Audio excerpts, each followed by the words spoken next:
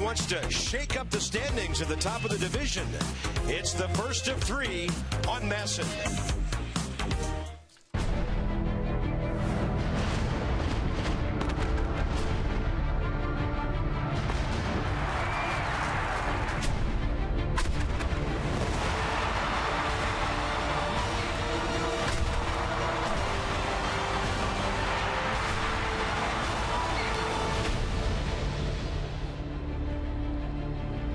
Cool night at the ballpark, and a pretty hot Miami team comes to town. First taste of division play. There are the guys who will be in there for the Nats tonight. First dose of division play for the Marlins, that is. They've gone 5-2 against Colorado and San Diego so far. Bob and FP, welcome to the ballpark. Nice day off after a badly needed win on Sunday.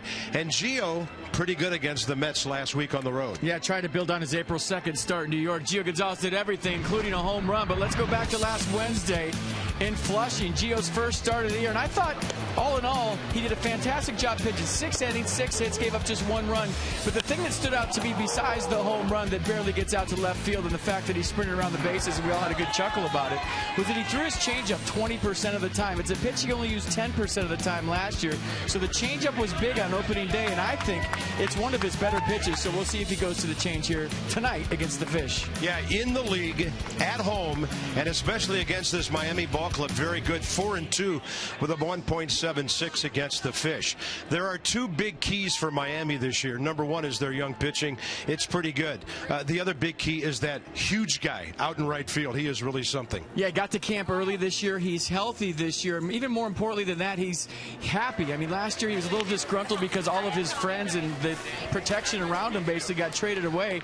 Now he's 100% all in with his team, and we're going to show you during the game, he had a 484-foot home run in Miami the other day over the Budweiser bar in left center field.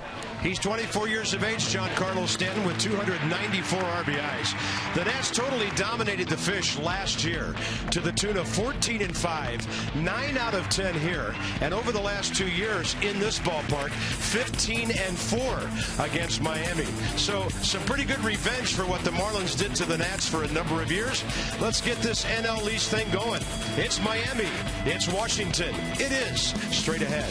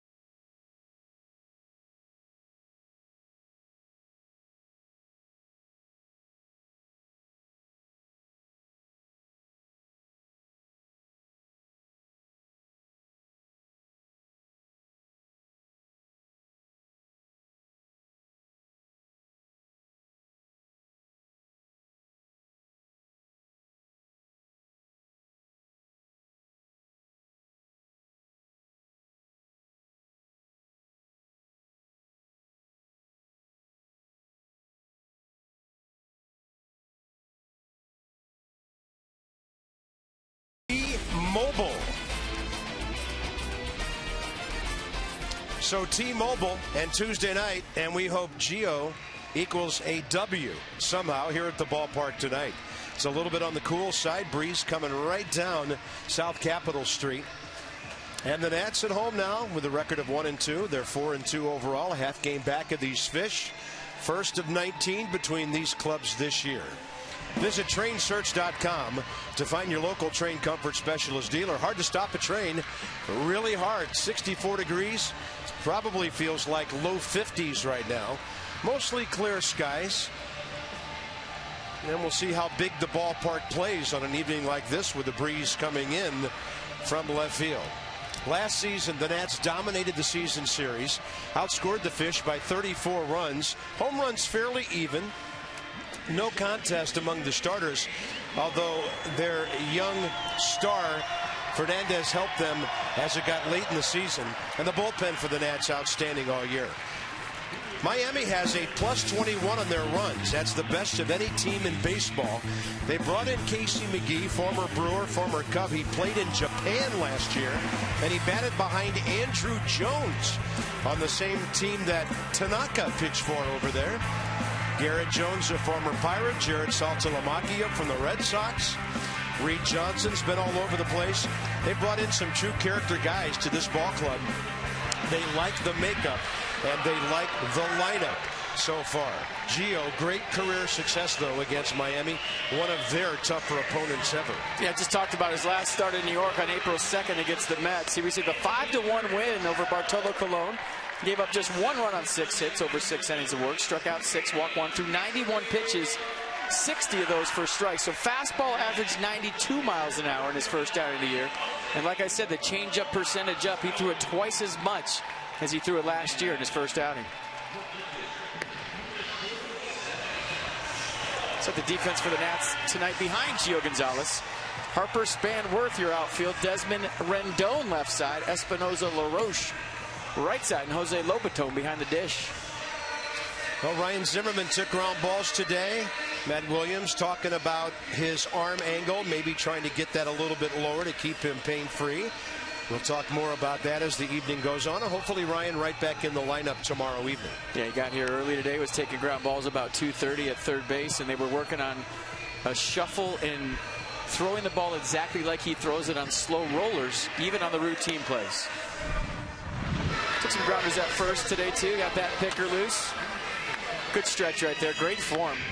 Outstanding. Yeah, everybody knows all the throws come in high over there all the time. Yes. Well, he has a chance someday to be a Gold Glove first baseman as well. So tonight, Rendon at third, Espinoza at second base. 22-year veteran, the crew chief, Jeff Kellogg, has the plate. Dan Bellino in his 5th year, DJ Rayburn and Toby Bassner on the bases, second and third. Adeiny Echeverria steps in. Hit .227 in his first full big league season last year. And Gio is ready, and we are as well. It is strike one on a bunt show at 7:08. Echeverria, good speed. Rendon on the grass at third. And this 24-year-old infielder who has a birthday in a week, off to a great start. He's going to drag that one first base line. Gio time with the glove and the hand. And a fine play to LaRoche for the first down.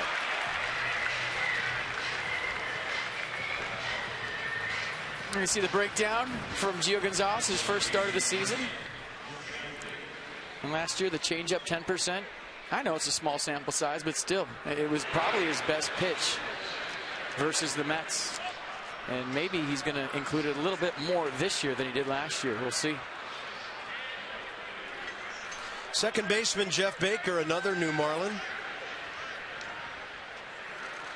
.279 with Texas last year. We've seen him in the league before with the Rockies, the Cubs, and the Braves. .267 career hitter in parts of 9 years. He's only 3 for 14 to start the season. 1 for 4 career against Gio Gonzalez. And Jonathan Solano's kid brother still on the Marlins. He's backing up Jeff Baker at second base. Donovan Solano. When we talk to the Marlins people, just a whole different feel with this ball club this year. It all starts with Jose Fernandez on the mound, but you look what they put around Giancarlo Stanton. He got a lot of young players, people that really haven't learned how to win at the highest level. And now you sprinkle in some veterans like Casey McGee, Garrett Jones, Jared Saltalamacchia, a guy who won a World Series last year. And the vibe in their clubhouse and in their camp has been great so far, needless to say. Had their first week all at home. Took 3 out of 4 from the Rockies, 2 out of 3 from San Diego. And the Nats will rematch with these guys next week, right after a weekend visit to Atlanta. 3 balls, 1 strike. Stanton on deck. Don't want to walk anybody in front of him, but Gio just did. All right, this is what we were talking about in the open. Friday in Miami. Oh, goodness. That's a fartator. 484 feet over the Budweiser bar in left center field. There's the footage. And look at the hit speed. That's the highest one I've seen so far. 119 miles an hour.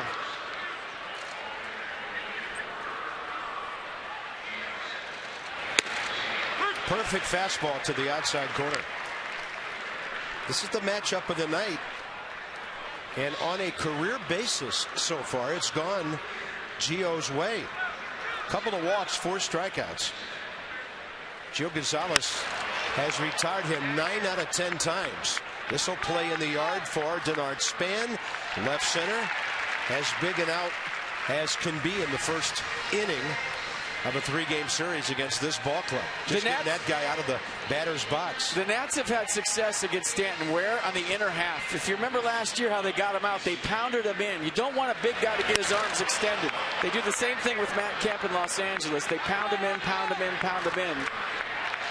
The danger of that is if you don't get it in there, ball's going to go a long way. Nice pitch by Gio here early to kind of get in on Stanton right there and keep the ball in the yard. Casey McGee last played in the big leagues 2 years ago when he hit .230 for the Pirates and a .151 for the Yankees. He played with the Rakuten Ball Club, the Golden Eagles of the Pacific League in Japan last year. Hit .292 with 28 home runs. They won their first ever overall Japanese title, that ball club. He drove in 93 runs and was a teammate, as I mentioned a moment ago, of Andrew Jones over there. And Tanaka too, right? Yeah. He only went 24-0 for that club. Yeah, keep your head up, things will get better. McGee off to a good start with the Marlins, 9 for 24, 10 RBIs. In the big leagues, he's hit 61 home runs, 283 RBIs in parts of 5 years with the Cubs, Brewers, Pirates, Yankees.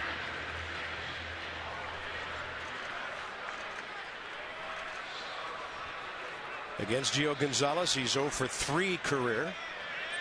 Outfield around to the right just a bit. And Gio buries that one down and in. Good block by Jose Lobaton. A lot of talk in South Florida right now about how this is going to be a test for the Marlins. You know, the first couple of teams out of the gate. Maybe not the strongest teams in the National League. But I feel like anytime you face Gio Gonzalez, Jordan Zimmerman, and Steven Strasburg, it's a test for any ball club. Big 3 going in this series. There's a changeup that just missed. How does a guy not swing at that on a 2-strike count? Well, Gio Gonzalez showing a little frustration early. Let's see what Pitch Track had to say about it. Close, no cigar, didn't get the call. 3-2. Baker will be on the move. LaRoche well behind him. Over at first. And a breaking ball hit to Ian Desmond. He'll have to go the long way with the runner going. But a good first inning for Gio Gonzalez. 1 walk. And now the Nats against Henderson Alvarez.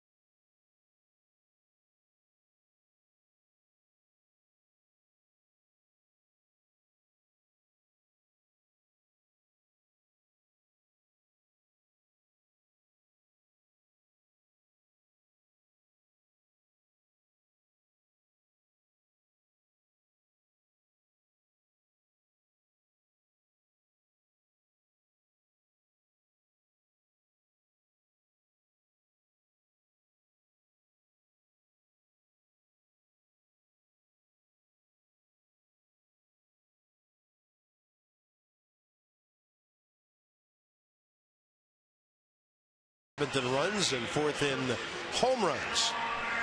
Ryan Zimmerman not in the lineup tonight. We'll see him back tomorrow. Ian Desmond in that number 5 spot. He's 4 for 9 career against Henderson Alvarez, and that big swing got the Nats a big, badly needed W on Sunday afternoon. So Ian's in a couple of home runs, 3 RBIs. He's batting .250 so far. Alvarez has never beaten the Nats. 4 starts, a 4.43 ERA, 0-2 career. He was pretty much shelled by Colorado opening day. Didn't have much command, fell behind a lot of guys, and he gave up 7 hits and 6 runs in 3 innings. Yeah, he took the loss in that game. Struck out 1, walked 2 through 56 pitches, 38 of those for strikes. So fastball can go 93 to 96. And a slider to go with it at 83 and a changeup at 89. Big power change. He'll throw it 90 miles an hour. And he gets a Rockies fastball location up. Slider wasn't sliding. Really didn't have his command. Maybe a little overamped for his first start of the year, and the Rockies made him pay. Still learning. He's only 23 years of age. Here's Denard Span. Wow, he's got his own version of the big windup. Yeah, that's something that I did not see in the video I watched from his first start of the year against the Rockies, so maybe a little adjustment. Or maybe he just talked to Soriano on BP. I don't know.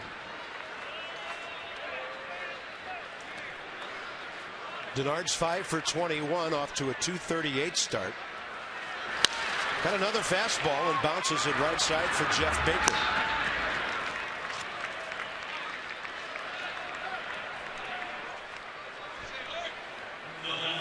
So the defense for the Fishes here against the Nats.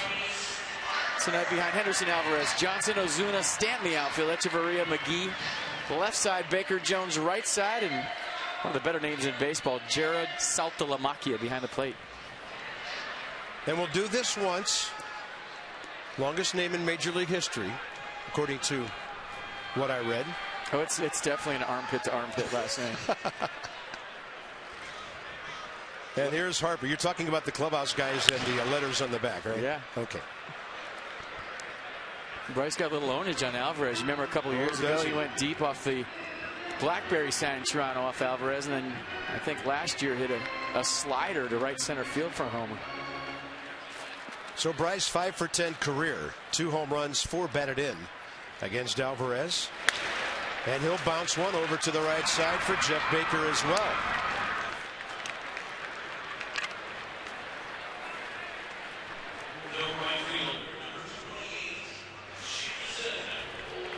So Jason Worth with 2 outs. Adam LaRoche, if anything happens here, to get Worth aboard. He's off to a good start, 8 for 21. I'm talking to Jason in batting practice today, and he's saying, I'm over the off days. You know, let's start grinding. Let's get into a groove. You know, day game, night game, off day game, off day. He said, let's go. I'm ready to start putting some games together, get into my groove, get into my rhythm, and start the grind.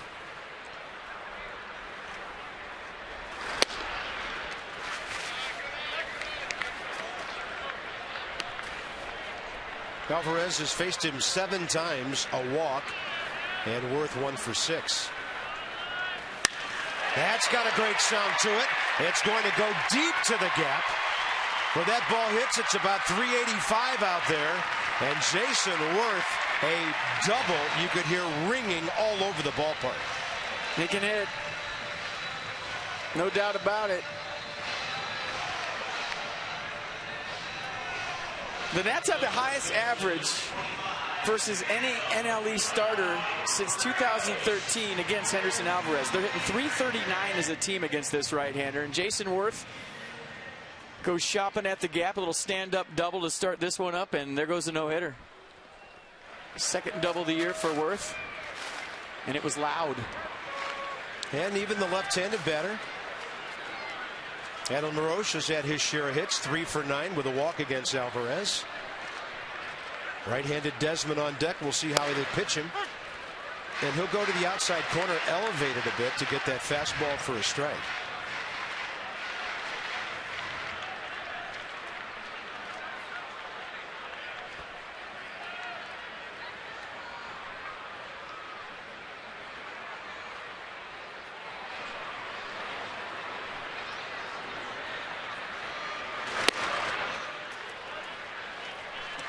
That's pretty good early command from Alvarez. You know, watching the video against the Rockies, Carp, he really didn't hit a spot.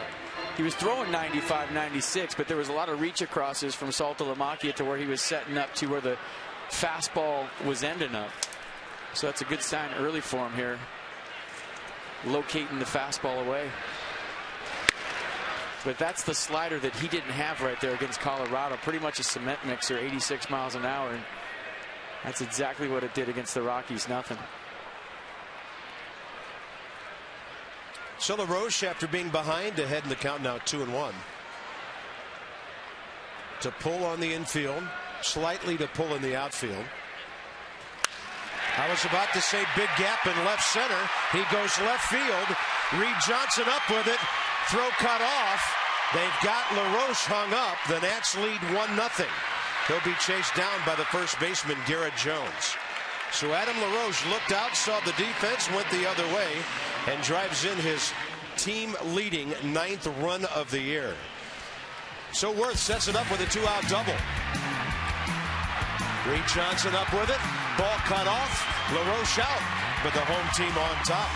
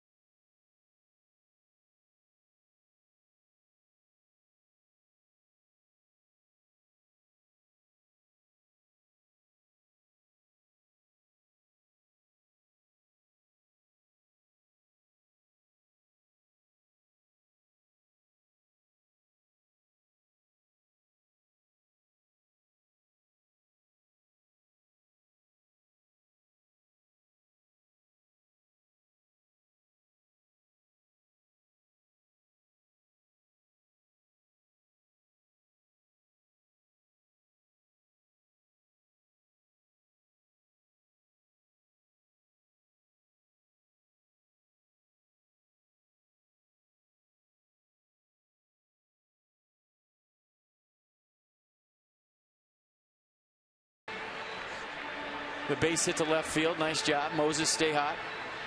And if you look right here, I'm going to tell you why he got thrown out at second base. Anytime as a hitter with 2 outs, you think there's going to be a close play at the plate. What do? You try to get him to cut the ball off. Now, I don't know if that throw would have been on line. I don't even know if it would have been close. But if the base runner deems in his head that he thinks there's going to be a play at the plate, he tries to draw a throw because the run, far more important than the third out in the rundown. So nice job, Moses. Stay hot.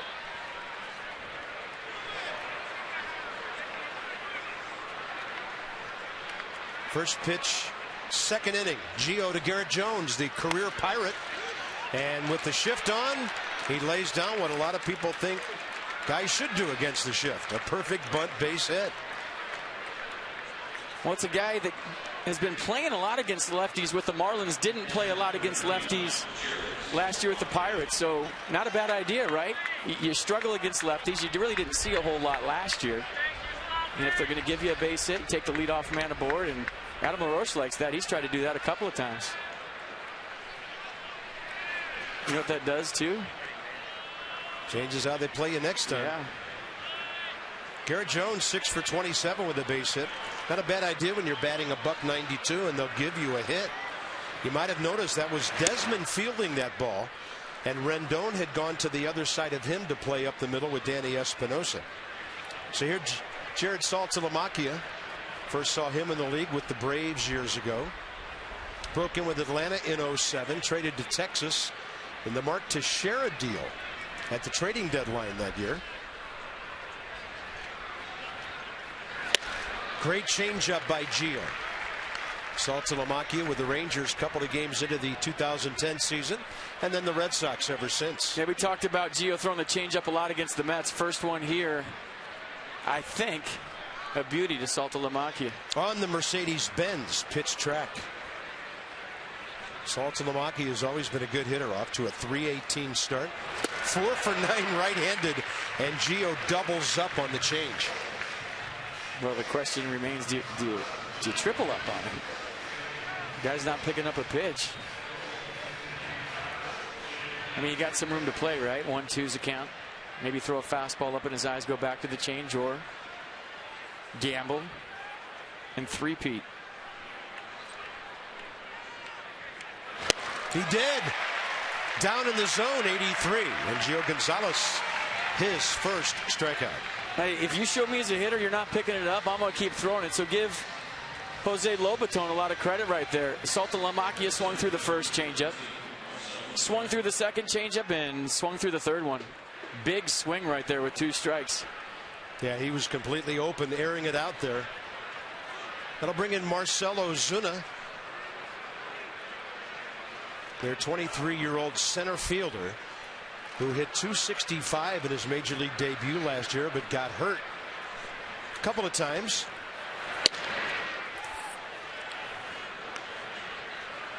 Broke a bone in his left hand in spring training, didn't debut till mid-April. Then he had a left thumb ligament tear late July and was out for the rest of the season. But they like this young man.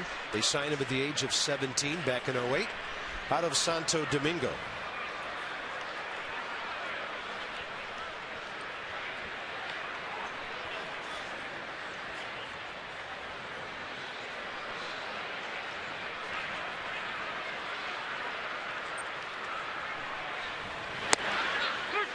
Dealing with the fastball. Good tail action on that. Outside corner, 1-1.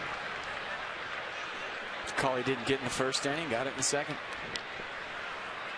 Facing Ozuna for the first time.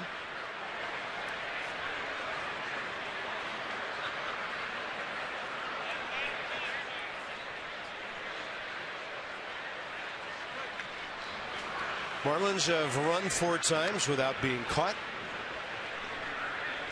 A big influence from Brett Butler, the third base coach for the Marlins.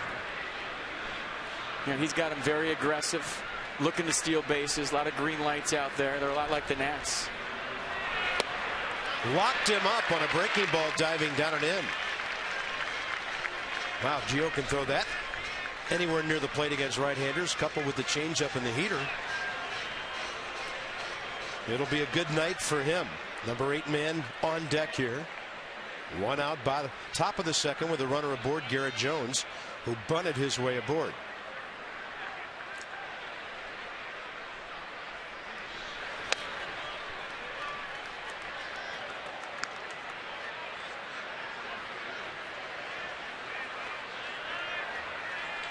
Garrett Jones, only 28 career stolen bases, had 2 last year, but maybe when you bunch your way aboard, that'll buy you a few throwovers, because the Nats have thrown over there a couple of times.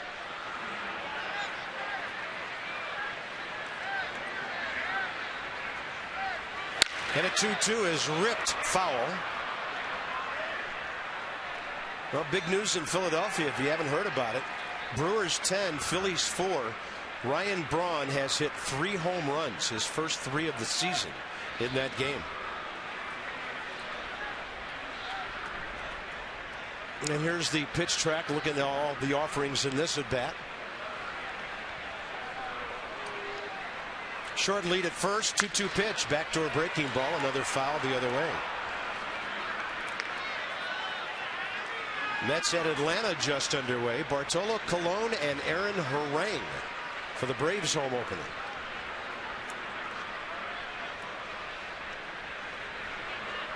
And the O's just squeaked by the Yankees today. Yeah, I think they scored 10 runs in the first 4 innings and won 14-5.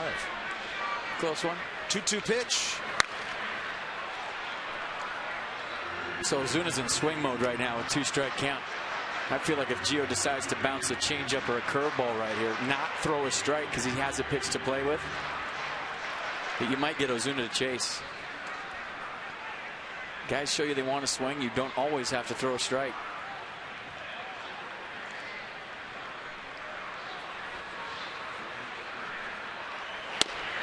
Attacking with a fastball, missing inside.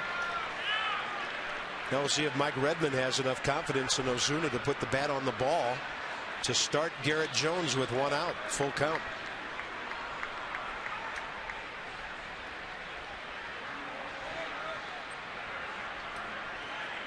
He's holding, ball 4. And the appeal, no swing. Well, I think the pitch was a good idea, going 3-2 changeup right there. Just never really was a strike. Pretty easy take for Ozuna as it was up in the way.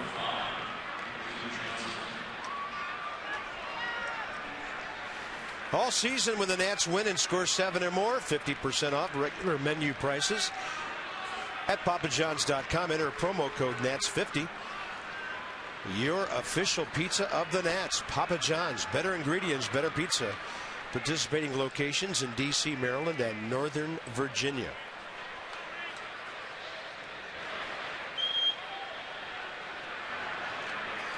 Well, Reed Johnson gives you an honest day's work no matter who he's playing for. Recent years, Cubs, Braves, Dodgers before that. Hit .244 with Atlanta last year.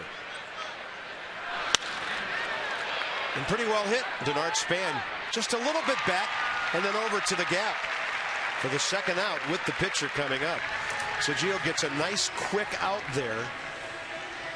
But look out, Alvarez can swing the bat.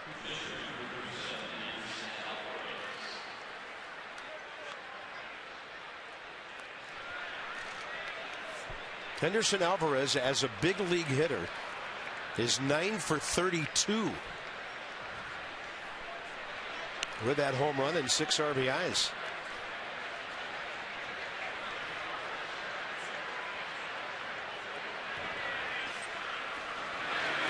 Well, he's such a good hitter, Carp, that he actually threw a no-hitter while he was hitting in the on-deck circle last year. Had his helmet, his bat on. Remember the last day of the season? A walk-off no-hitter.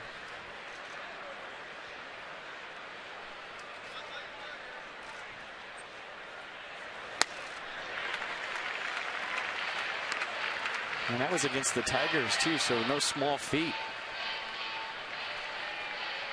Marked the first time in Major League history a no-hitter was secured on a walk-off wild pitch, and just the 4th no-hitter on the final day of the season.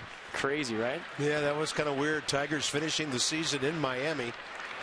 And the 0-2 pitch is out to right, and Jason Worth playing shallow, not 4 to go. So Gio puts a couple of zeros on the board. LaRoche RBI, the difference in this one so far.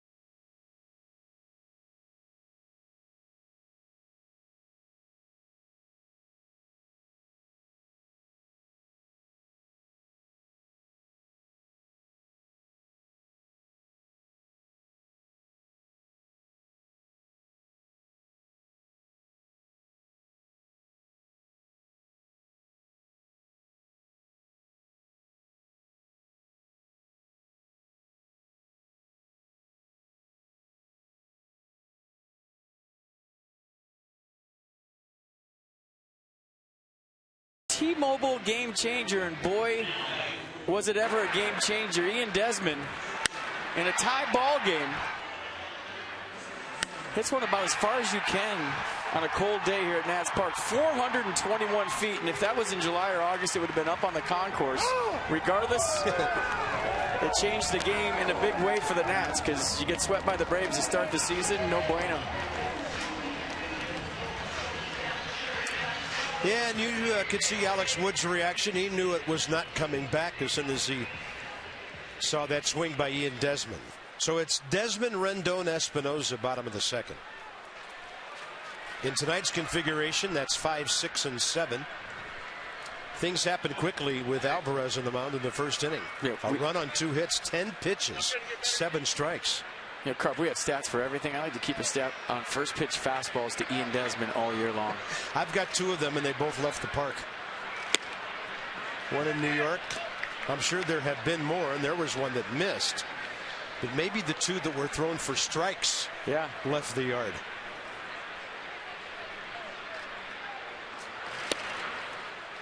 Tight slider. Looked like Jeff Kellogg pointed at the hitter, meaning swing. And the count's 1-1. Yeah, that was a good one from Alvarez.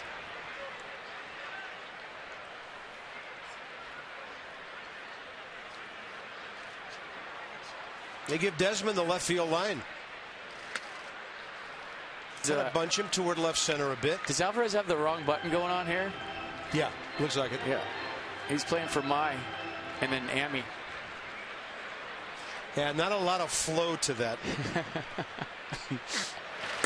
That slider's high, 3-1. That'll happen. But if Saltalamacchia did that, it'd really be a mess.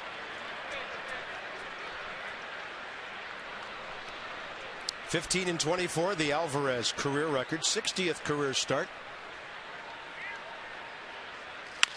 And Desmond got a fastball, deep, short. Echeverria plants, gets rid of it, close and out on a great stretch by Garrett Jones.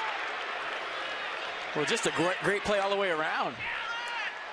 Echeverria is going to become one of the better shortstops in the National League. We love what we saw from him last year, and if he can lock it in at the plate to go with that arm in the hole, he's going to be one of the better defenders. Watch him get rid of it a hair before he wants to because of the speed of Desmond on the backside. Jones with the splits. And was that ball in there long enough? I guess so, yeah. He put it on the ground and then it came out. But what a pick by Jones on the backside. Not an easy one. That ball had some hair on it. Yeah, Echeverria, another one of these young fish. He's only 24 years of age. And Matt Williams is coming out for another early game play at first. Well, that's seeing the ball on the ground. Same thing I was asking. Randy Knorr on the top step, gave it the thumbs down.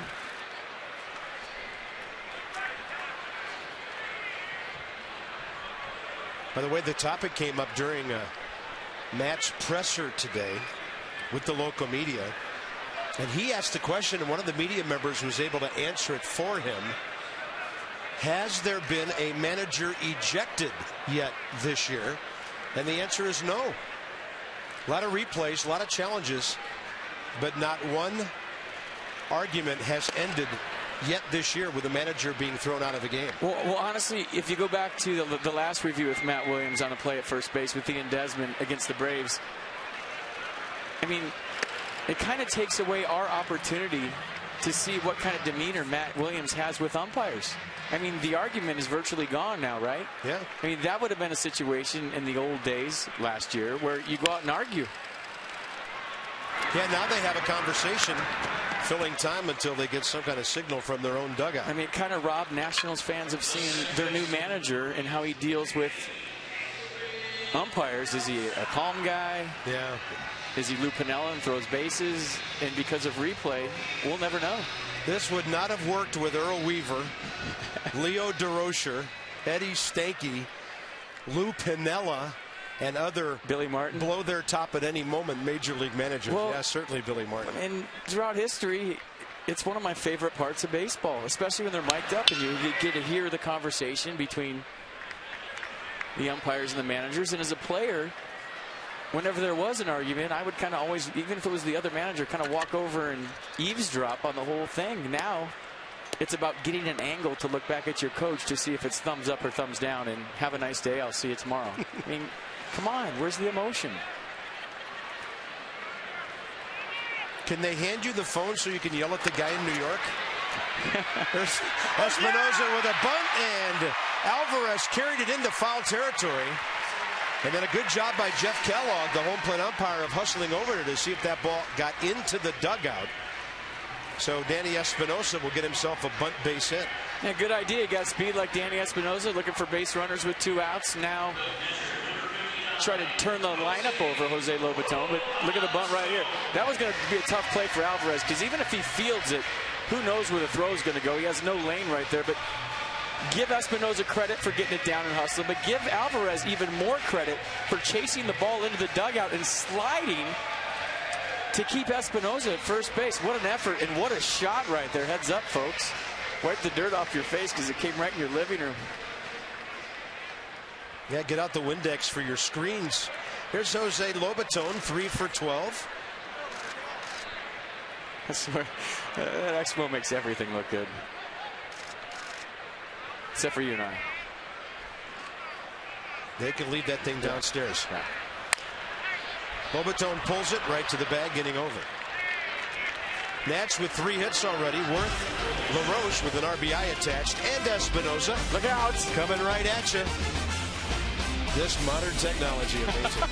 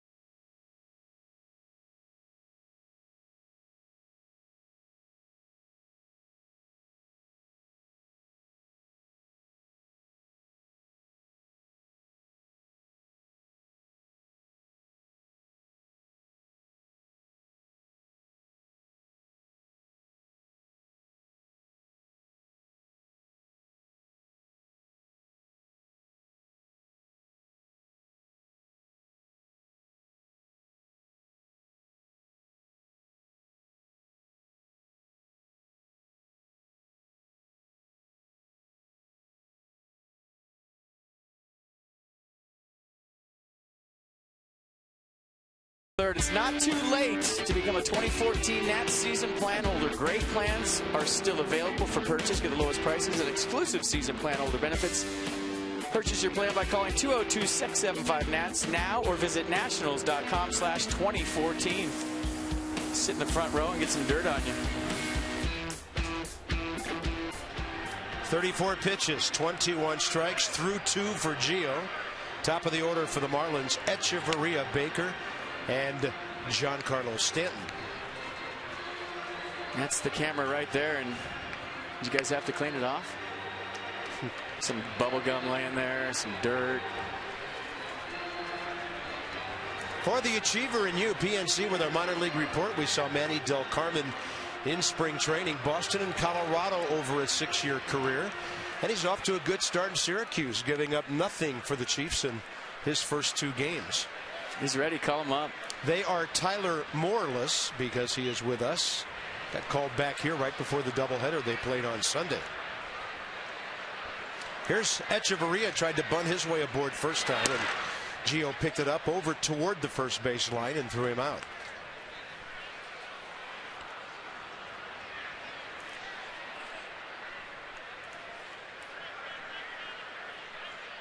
They have done quite a makeover job on this ball club. Michael Hill, former GM, their president of baseball ops, their VP and general manager, Dan Jennings.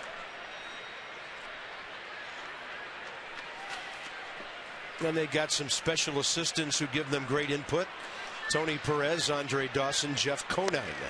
Big breaking ball from Gio, a beauty. 1 ball, 2 strikes. You know, Carp's still thinking about Matt Williams going out there and talking to first base up Dan Bellino. If he doesn't know, he's got to go out there, because as a manager, if you're going to appeal, it has to be before the next play. It has to be in a timely fashion. So you may just go out there and talk about the weather while you're waiting for people inside the clubhouse to review the replay. Because there's no way you can just sit there and all of a sudden somebody says, wait, he missed a call, and then you run out there, it's too late. So that's another dynamic you're going to see with the managers this year, to where they're just going to walk out there and stall until they get an answer. Can't say I'm real crazy about that part of it. Well, I'm not real crazy about any part of it. Things off the field affecting what's happening on. In either clubhouse, and the video guys now become more important than ever.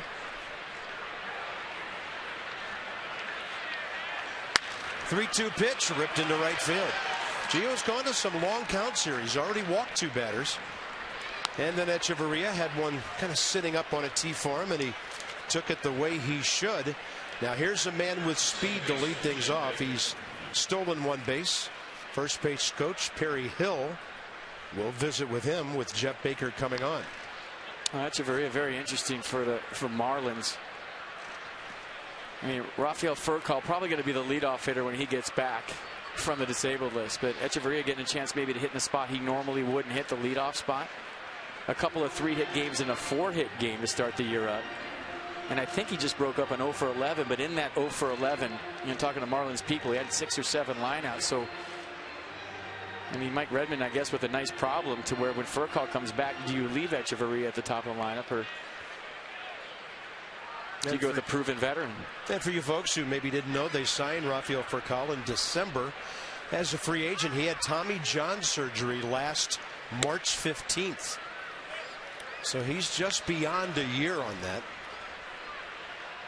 And I believe we were in St. Louis when he got hurt.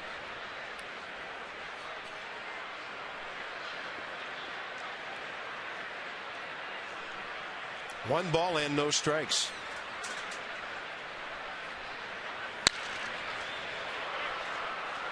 Well, you kind of see the approach for the Marlins hitters right here. They're taking what Gio gives them, going the other way. And that's kind of a direct reflection from their hitting coach, Frank Menachino. As you look at the repertoire from Gio against right-handers this year. All of that from his first start at New York last week. From STG, who takes us inside the numbers, 6 innings, a run on 3 hits, a walk, 6 strikeouts. By the way, last year, opposing base runners against Gio, 11 out of 16 attempted steals were successful. Pretty big lead, big jump, picked him off. LaRoche to Desmond, 1-3-6. The runner is out for the first out here in the 3rd.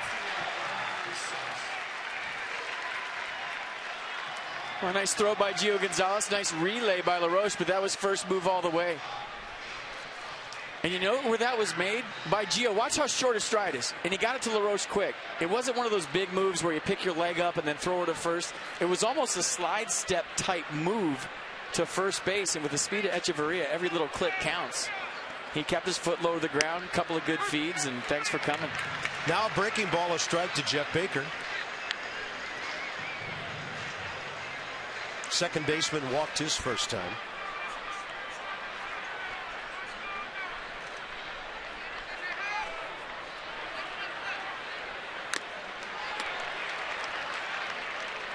And that one just out of the mid of Jose Lobaton. You watch the lower half of Gio Gonzalez on this move. How many times do you see a lefty pick up their leg real high and then throw it? Almost like a slide step where he kept his leg low to the ground, got it to LaRoche quick, and look how bang, bang it was at second base. You pick up your leg right there. Echeverria is safe.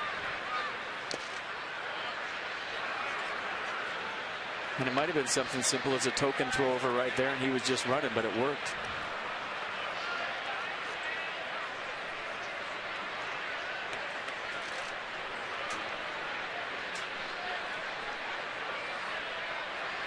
To the count. Ball ripped out to deep center. Span after it. He's there. Edge of the track. About 385 feet away. 2 outs. Touchdown Denard. I mean, we have the best seat in the house to see these plays. Way up high over home plate. And I can't tell you how many times it looks like the ball is going to be in the gap. But Denard Span, what do we always say? If it's in the park, he's going to catch it. Great route to the ball. In stride. Look how still he's keeping his head. That's a key for an outfielder. Run on the balls of your feet. If you're running hard out there and your head's moving, that ball's going to bounce around. But Denard Span on his toes, keeping his head still, which in essence keeps the ball still. And that's why he gets to everything. Hashtag Spanning. Stanton fly to medium left center first time, and here comes a danger count right here, 2-0. Only 1 for 11 career now against Gio Gonzalez. Threw him a 2-0 breaking ball, and the count is ball 3. His power zone, we could do the whole screen, but he definitely likes it right down the middle. It's hot in the middle. Most power hitters do. And middle away some, too. You talked about him getting his arms out there. Some of that red extending to the outside edge of home plate. And he stands well off the plate. So he covers well. 3-1 here. Breaking ball. Hit just about as hard as any home run that single was. 2 hits in the inning. In fact, all 3 balls have been well struck by the Marlins. Oh, I think if you run down there and ask Giancarlo Stanton right now, he may be just a hair frustrated. He didn't get this ball elevated. Stayed on the curveball. Nice from Gio Gonzalez. Rifles a shot into left field. But anytime you keep him in the yard, it's a good thing. Nissan with the pitch track, and here's Casey McGee with 2 outs.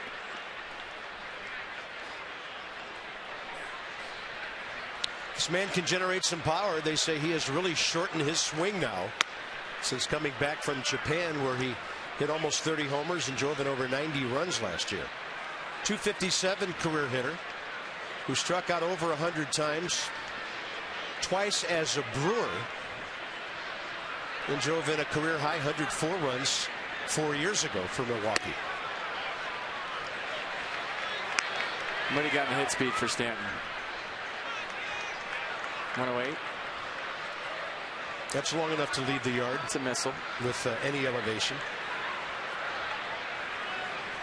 But another hitter here, 2-0. Gio flirting with some problems against these big, strong right-handers. Hit fastball in a half.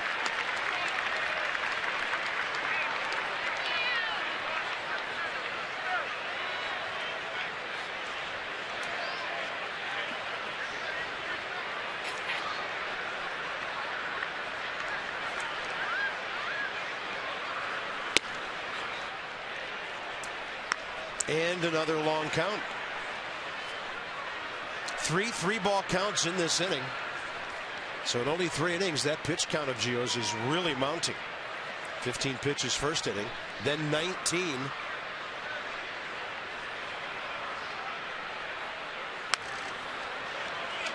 Casey McGee was trying to hop all over that. And he's right on it too. He wants it back. Elevated fastball out over the plate from Gio. You know, as a hitter, when you work hard to get to that 3-1 count, you get your cookie and you miss it, it's frustrating.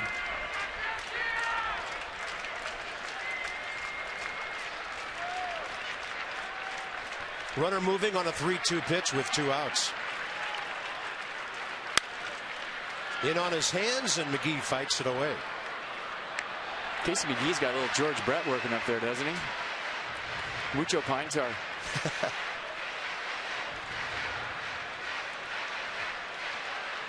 That's up past the label. I mean, it looks cool. And there's plenty for everybody.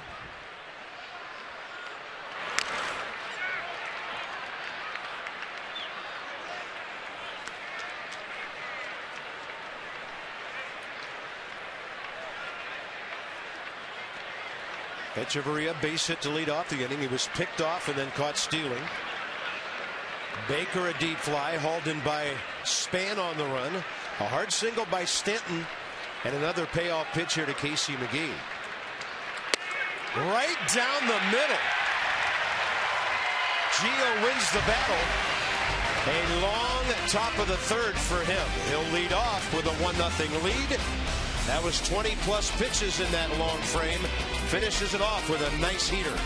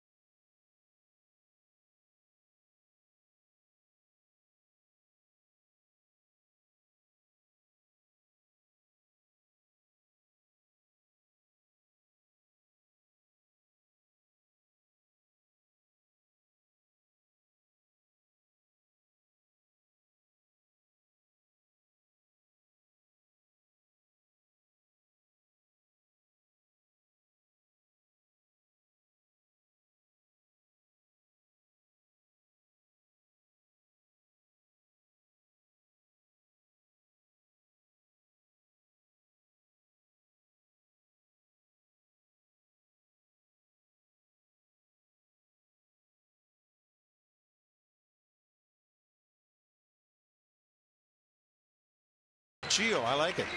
Last year, Wednesday, April 3rd, it was the bottom of the 5th inning. The Nats were scoreless. It was Gonzalez and Slowey, and Gio gets a curveball and knows what to do with it. That was a hanger right there. Caught it out front. First start of the year at home. And you see him surprised coming around first base like that got out of here. Almost embarrassed in a sense when he gets back to the dugout. And he did it again this year, April 2nd in Flushing. Both second at-bats of the year, both in the 5th inning. And the Nats beat the Marlins that night 3-0. They only gave Miami 1 run in that season opening 3-game series here at Nationals Park. So Gio hitting .333 on this season with the home run that just hit the little cyclone fence up above the wall at Citi Field last week.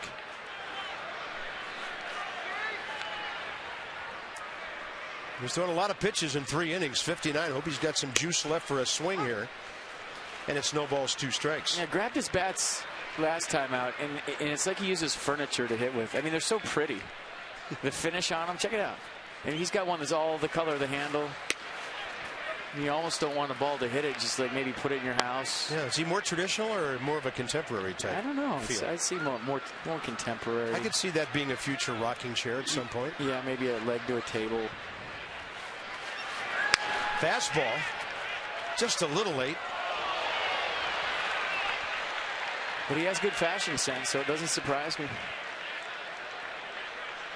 3 career home runs for Gio and 6 RBIs. He's hit a home run every year as a Nat. It's kind of crazy when you think about it. And good hitters get big breaking balls on a 2-strike count, and that is strikeout number 1 for Henderson Alvarez. Well, Giancarlo Stanton breaks the scoreboard in left field. Gio breaks it over the first base dugout on a foul ball. Remember last year when Stanton hit that home run in Miami, he broke the scoreboard in left field. L-E-D-O-U-T. Here's Span. Bryce Harper behind him. They both bounced out to Jeff Baker at second. Their first time's up. Denard showed bunt. That got Casey McGee coming in from third. So we hit the top of the hour here with 1 out, bottom of the 3rd. The Nats on top 1-0. Jason Worth, a 2-out double in the first. Adam LaRoche brought him in with an opposite field single.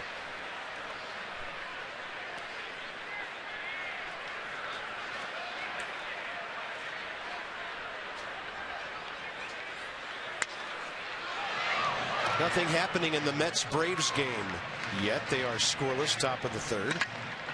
It is time for you to tweet your photo using hashtag #MASSNNationals for a chance to have us show that picture in our broadcast. That is brought to you by AT&T. I guess later in the game today we're going to show it. That'll be good. Or not. Funny would be good. Funny's good. Yeah. Like a ha-ha funny? Or weird funny? It's all about FUN here.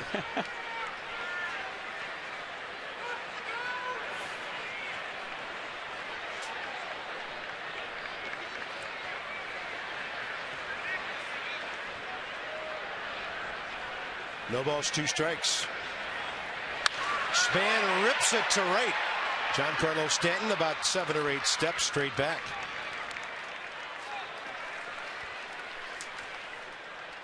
Well, it's Cherry Blossom Festival, right? So get your spring and flex plaque. They're on sale right now. Pick 6 games in April and May and get the 7th free. Plus, you get a Nationals beach towel, and you can hang out with my partner Carp on the beach. And a $5 added value on each ticket for spring flex pack. Details, visit nationals.com/flex.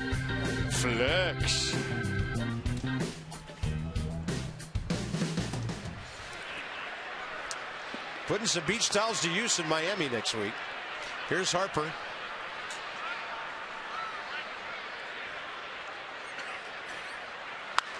And Bryce goes up hacking, out of play left side.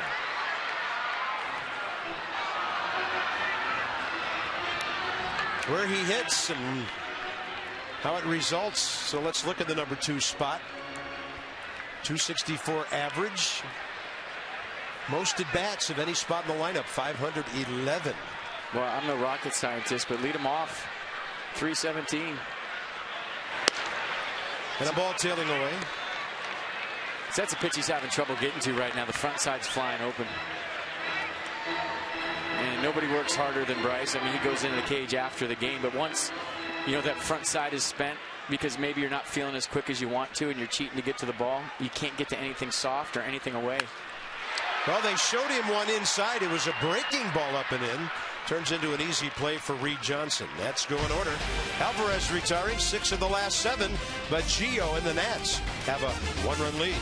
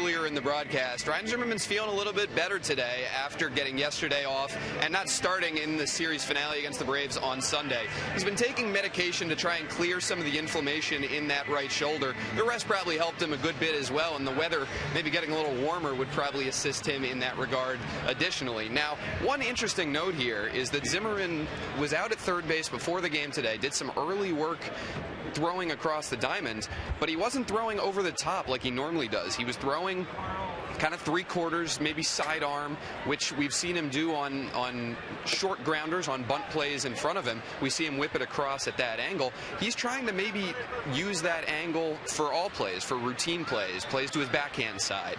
That way he won't have to deal with the irritation in that shoulder, which he really only feels when he throws over the top. So the Nats are going to try and get Zimmerman out there maybe as early as tomorrow if he's feeling even a little bit better. And we'll see how he's going to throw the ball across the diamond, if he's going to stick with that 3/4 arm angle, which he feels like doesn't give him as much discomfort as when he throws over the top. And Matt Williams went on to say today, this man's a very important part of our ball club. He's a crucial cog in the offense. That's a bat that's got to be in the lineup. Well, he's the guy, Carp. I mean, you said it so eloquently the other day about him. He's the face of the franchise. He's one of the best, if not the best player on the team, and they need him. And they need him in the lineup. So it's going to be interesting to see how he throws. I mean, you and I went to a party last night together in the D.C. area, and the most frequently asked question both you and I got was about Ryan Zimmerman and how is he doing and how was his arm. Everybody in town talking about it. Best player in the history of this team. Larger than life at times. Big curveball for Gio Gonzalez to strike out Garrett Jones. 2 Ks in a row. Mercedes-Benz will track it. Well, Garrett Jones decided not to bunt that time. Anthony Rendon staying at home and has to stay in there against the nasty left-handed curveball from Gio Gonzalez, and he has none chance. Like I said, that's a guy that didn't play very much against lefties last year. I think right around 20 at-bats all season long. And That's a rough go when you get a start against Gio and you're left-handed. Yeah, took the legs right out from under Garrett Jones there. Here's Saltalamacchia, who he struck out with 3 consecutive changeups, first time. Gio's having kind of an odd night. He's only throwing first pitch strikes to 1/3 of the hitters so far. He's been working behind a lot. Couple of walks, some long counts, 3 strikeouts, but he's only given up 3 singles. One of them a bunt.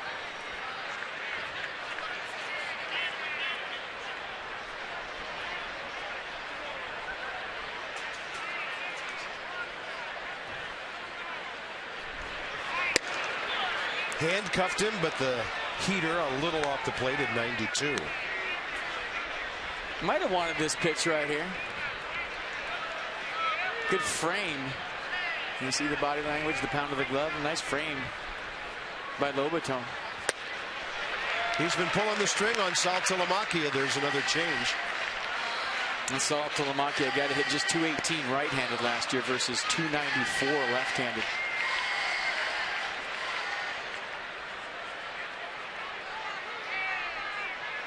Two balls, 2 strikes. So he's gone fastball, change, fastball the last 3 pitches. Fastball, change, fastball, change.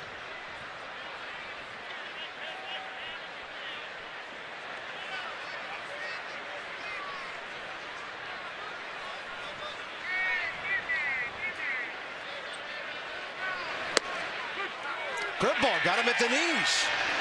Looked low by the time it was caught, but it must have crossed home plate just fine. 3 strikeouts in a row.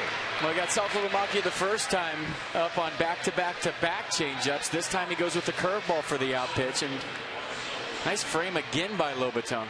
I mean, he's got such soft hands and subtle movement that he makes near strikes look like perfect strikes. Look at him frame that low pitch and bring it up very subtly, so that Jeff Kellogg sees maybe just a little bit better pitch than was actually there and gets the call. That's a nice frame. Good hands, good target. Here's the center fielder, Marcell Ozuna, and a first pitch curveball to him.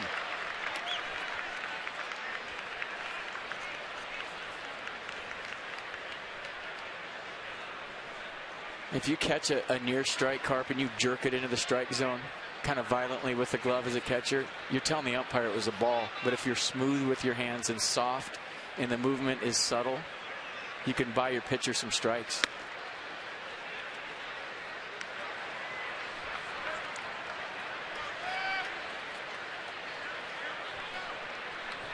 One ball, 1 strike to Ozuna, who walked his first time.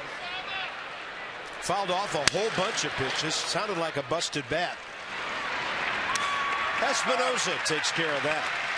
Bottom of the 4th coming up. Jason Ward's already doubled tonight. Got a rally going with 2 outs in the first.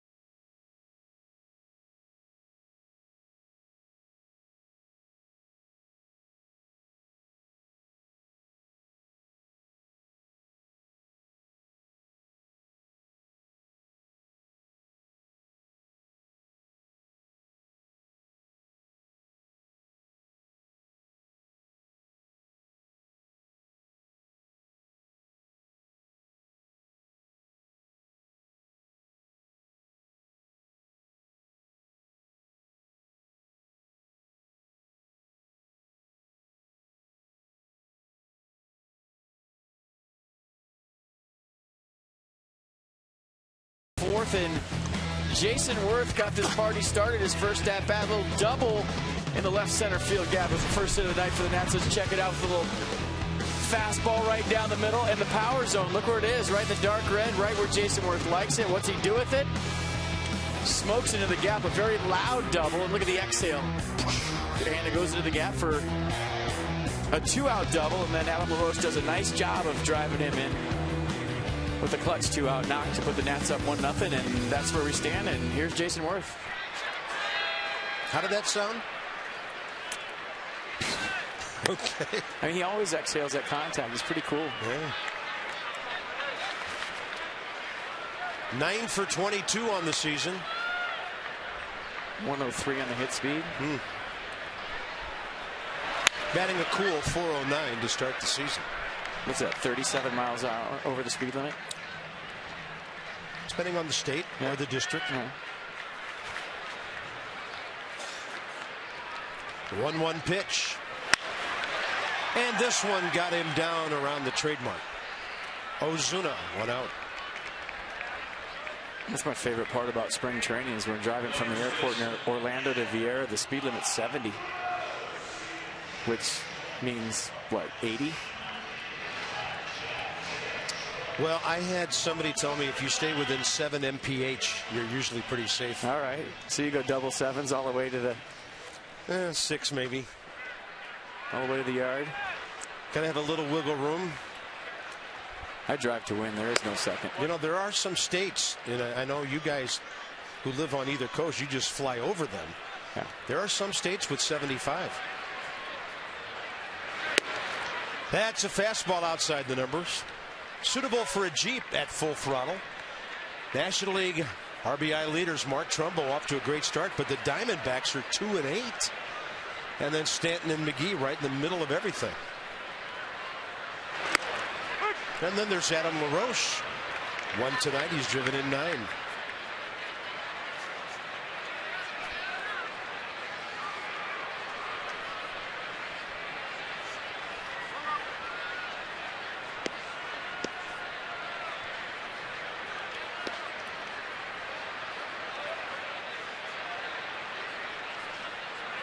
Target way in, and that's where the pitch is. Ball 3. Ian Desmond on deck here in the bottom of the 4th.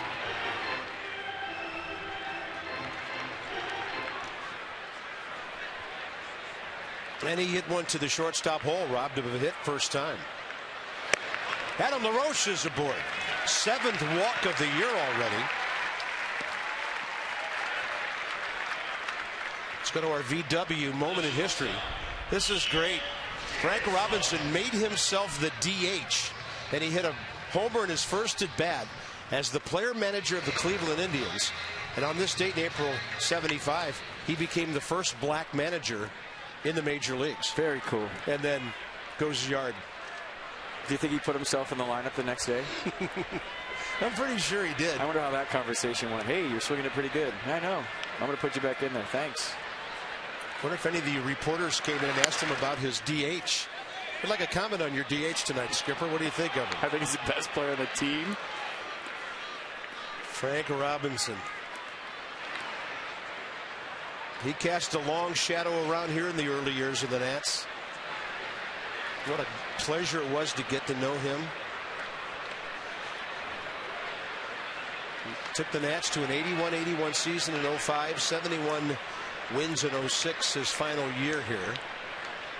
Went into the Hall of Fame with Henry Aaron. How appropriate was that, 1982.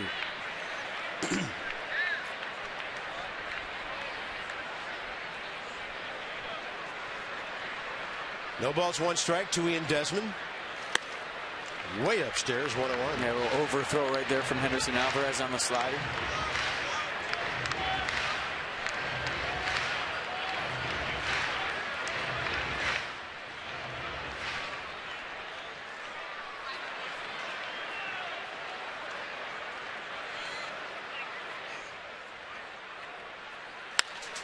Desmond got that one right off the end of the bat. Marcell Ozuna, short left center, 2 outs.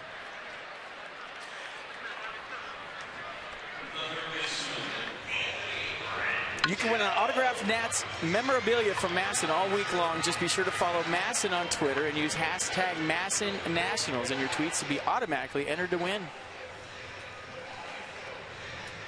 Saw some good stuff on there today on Twitter. It's free. Why wouldn't you? It's a really good question. Anthony Rendon bounced to third first time up. Target away. Ooh, Alvarez missed his spot, and Anthony tried to jump all over that fastball tailing in. Such good balance throughout the swing, even on a swing and a miss. Looking fastball, got it, swung hard, and was standing right in his tracks.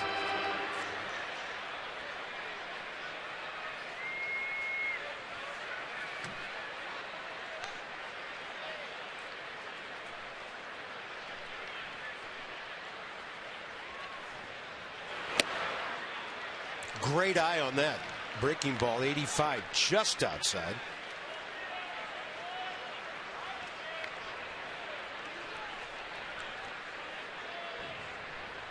Yeah, lots of fastballs. On the low to mid 90s. Haven't seen a lot of changeups from Alvarez. There's that fastball, catches the inside edge. 1 ball, 2 strikes. Nissan will track it. Yeah, whether it was a strike or not on pitch track, that's one you really don't want to off-rat as a hitter. That's a pitcher strike all the way. It's broken bat if you swing.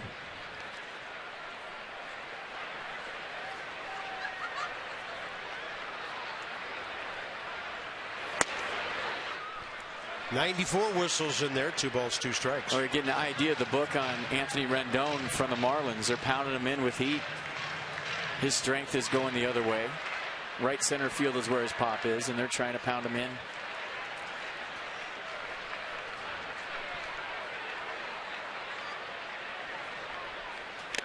And the breaking ball, he tipped it, but it was held on by Saltalamacchia. The Nats have stranded 2 runners, and after 4, what a battle tonight. 2 ups for the Marlins, 1-0 Washington.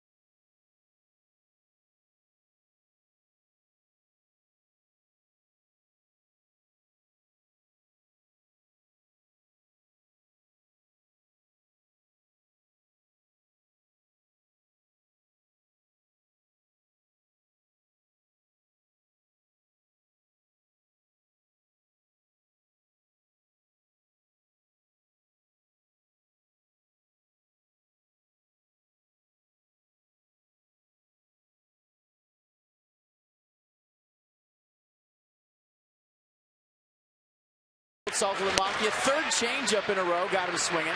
Then he goes fastball into Casey McGee. Looked like a curveball right there to Garrett Jones, and then another curveball to Jared Saltalamacchia for his 4th strikeout of the night. Now it's time for Toyota K's for Kids. The DC area Toyota dealers want to help children and their families by making a donation of $37 to the Children's Inn at NIH for every strikeout by a Nats pitcher this season. Here's Gio against Reed Johnson, top of the 5th. Letter high fastball.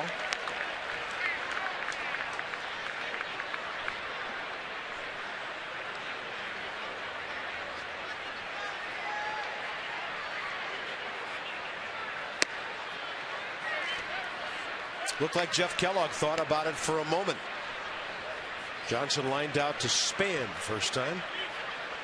And we talk about the curveball and the change a lot from Gio, but it's all hinged on the fastball command. If he can control that heater on both sides of the plate, that's when it's going to be a long night for the opponent. Yeah, the changeup right there, good, but when he establishes that low 90s to mid 90s fastball in the inner half to right-handers, as a hitter, you feel like, wow, this thing's got a little late life on it. It's got some giddy up. I really got to get started early. And that's when the other two pitches work their best. Target in. Right in there with the fastball and just missed. Even though that pitch missed, and you can see the reaction from Gonzalez, it served a purpose, meaning Reed Johnson saw it on the inner half. He knows it just missed, and he knows if he's going to hit it, he's got to start his swing soon. Would he follow it with a changeup away? Nope, the target's back in there. Another heater, similar to the first one. He puts a charge into it, and Denard is there.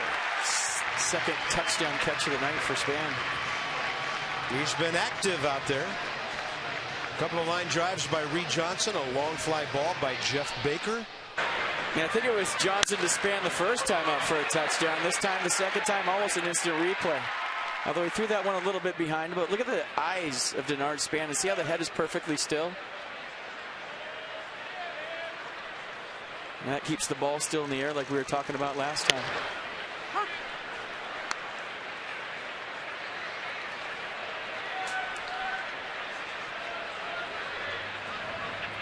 Alvarez flied to right first time up. Target outside half. Then he went chopping at it. No balls, 2 strikes.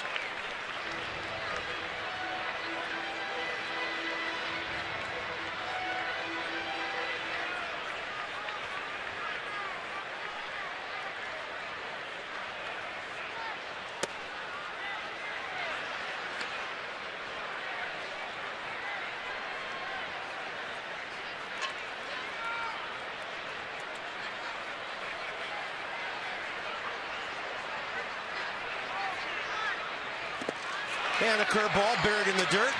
Not sure what that hit to squirt away like that. And Adam LaRoche is ruled off the bag by Dan Bellino. I don't know if that ball hit the batter or something after that swing and ricocheted way over to the right. You see Randy Knorr on the phone right now, the clubhouse. I think they're going to ask if he kicked that ball away intentionally. And now the umpires are calling themselves together. Looked like the bat on the back swing knocked that ball into foul ground. And now the Marlins have one of their trainers coming out to first base on Alvarez. The umpires themselves are consulting here. No appeal by Matt Williams, who is on the top step of the dugout. All right, we'll check the bat hitting the ball. I want to see if LaRoche's foot was on the bag. I think this is in the natural part of the swing. Oh, I think it hit his leg. Yeah, twice on the leg. And his foot on the bag.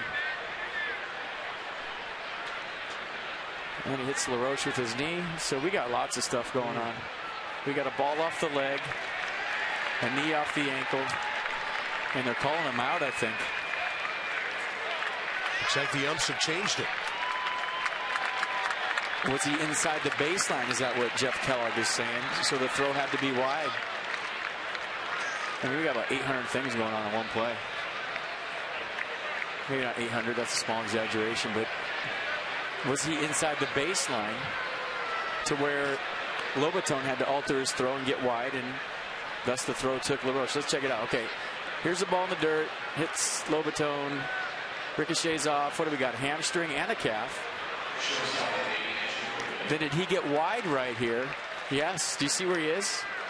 I think he bowed out wide, and once you establish your original line in the base path, you can't deviate from it. So we already established a line from point A to point B, which was the baseline. He bowed out wide to get in the way of the throw. The throw had to be thrown wide. That pulled LaRoche off the base. Thus, he's out. And thus, bases empty, 2 outs. And I'll see you tomorrow, because that's enough in one play for the rest of the night. Well, that time the umpires all got together. Echeverria 1 for 2 with a ground ball bunt out and a base hit to the opposite field. So how'd you score that? Just strike out? Strike out. I put 2-3. I don't know if they give Lobaton an assist on that. Catcher's getting an assist. Not that big of a deal, but All that matters is the strikeout and the second out.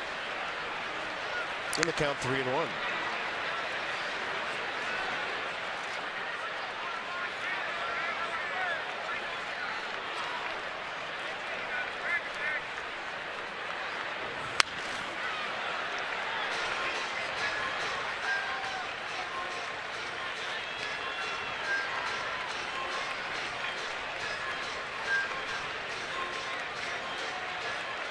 I mean, by the end of the season, Randy Knorr in his apartment's going to be just anything controversial on TV, running for his phone. This is going to be a knee-jerk reaction. 3-2 pitch.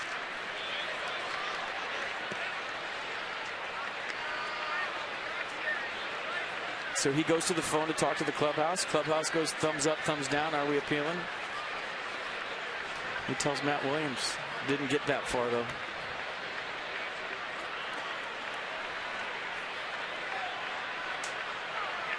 Target in on 3-2. And a comebacker up the middle. Desmond will get there. Quick release. LaRoche, a great pick on the back end. Wow. Range arm pick. Shortstop, first baseman. Yeah, I think Desmond had trouble getting the ball out of his glove right there. And do we have an appeal? Mike Redmond out of the dugout. We're going to wait around. We're going to take a look at it first. Here we go. I think Desmond had trouble getting this ball out of his glove. That's why he threw it in the ground. Let's see. Yeah. See the grip right there? Didn't get a good grip. Had a change-up grip. And LaRoche with the pick, and was Echeverria safe? He thought he was. Mike Redmond may have thought he was. And is he appealing it? It doesn't look like it. Do we have to go to a card? Let's see. Let's watch it together. Safe out. What do you got? Tough to tell. Jerry Hairston called her, rather Scott from the dugout called him out. Oh, yeah, got him. Yeah, that's obvious there.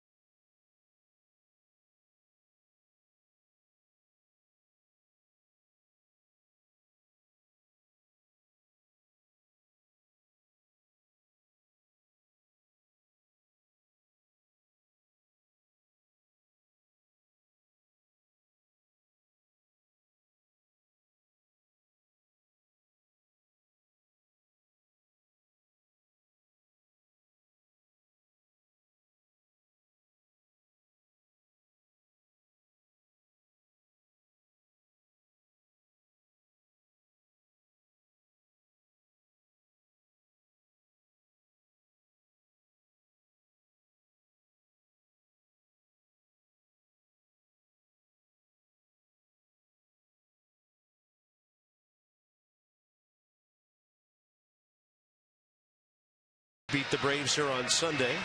First of 3 against the Marlins. And it's 1-0 on the LaRoche RBI back in the first. Great range by Ian Desmond, first of all. I mean, sometimes we're focusing on the replay way too much. I mean, look how far he goes. Didn't get a good grip, but when you have Gold Glove at first base, you really don't have to worry about it. Watch him go in his glove. He just got it on his fingertips. That's why the throw went down. LaRoche with a good pick. Snatched it, and this is the definitive angle, I think. Watch ball in glove. Foot not there. Out.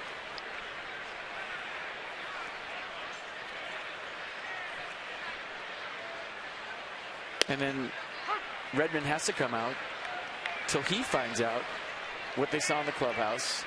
And welcome to 2014, folks. This is the way it's going to be all year. Oh, man. Like it or not. Starting to feel like the fourth quarter of a football game. It's a good call. Espinosa with a high chopper. That will go foul. At the last moment, no balls, 2 strikes to Danny, who bunted down the first base line first time up. Alvarez gloved it. When he tried to throw him out, the ball came out of his glove. Base hit all the way.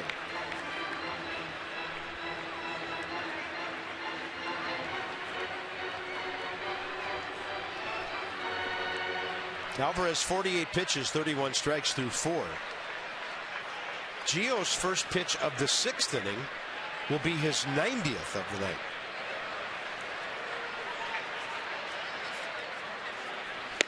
And a fastball up at 90 strikes out Danny Espinosa.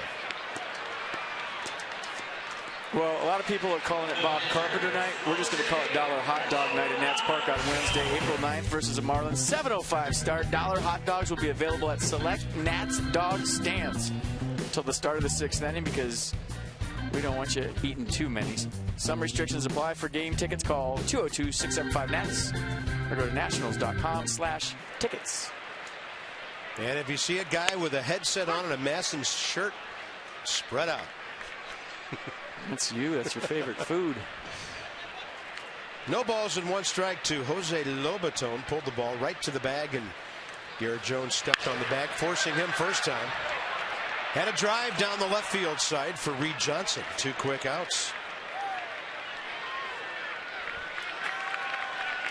2 quick outs and no reviews.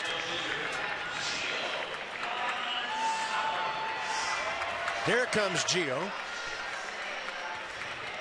Walks around the W logo on his way to the right side of the batter's box.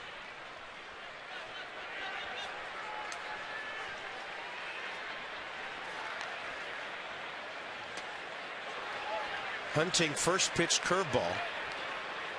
It was not a hanger.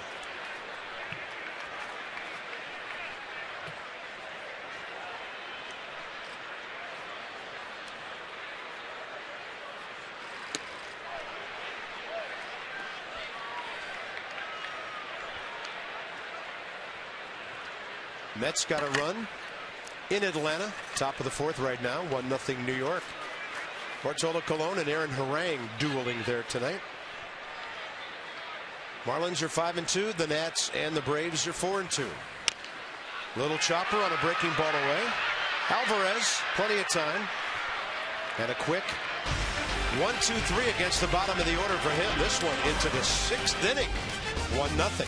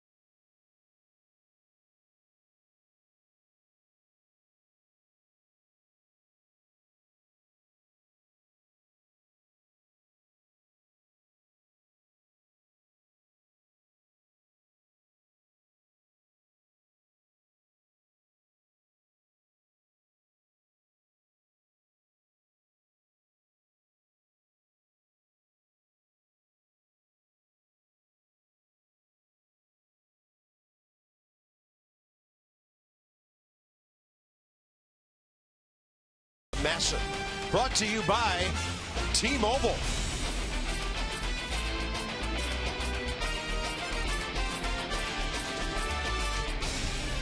That was the Danny Espinosa bunt base hit back in the 2nd inning when Henderson Alvarez got over by the dugout to try to keep it out of the dugout. And then we go to the Geico President's Race. Moments ago, can't show the whole race because this was one of the slowest we've ever had. I mean, these guys were going nowhere.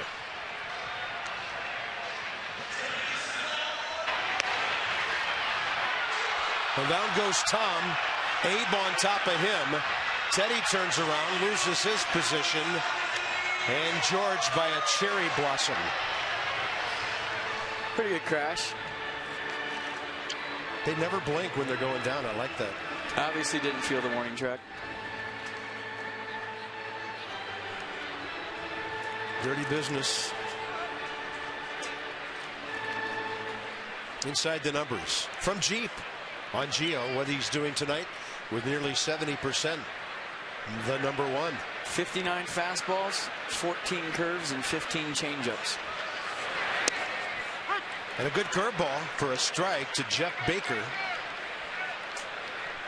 Starting off the top of the 6th. Jeff Baker is a Virginia boy, went to Garfield High School down in Woodbridge. Class of '99 Virginia Player of the Year. Indians drafted him. He went to Clemson instead. Their families lived all over the world, as Larry Dad is in the Air Defense Division of the Army, or was for 22 years. And the fastball is in there at the knees. Germany, Key West, one of the tougher assignments there. And the UA Emirates for the Baker family. 9 different cities around the world during Dad's time in the military.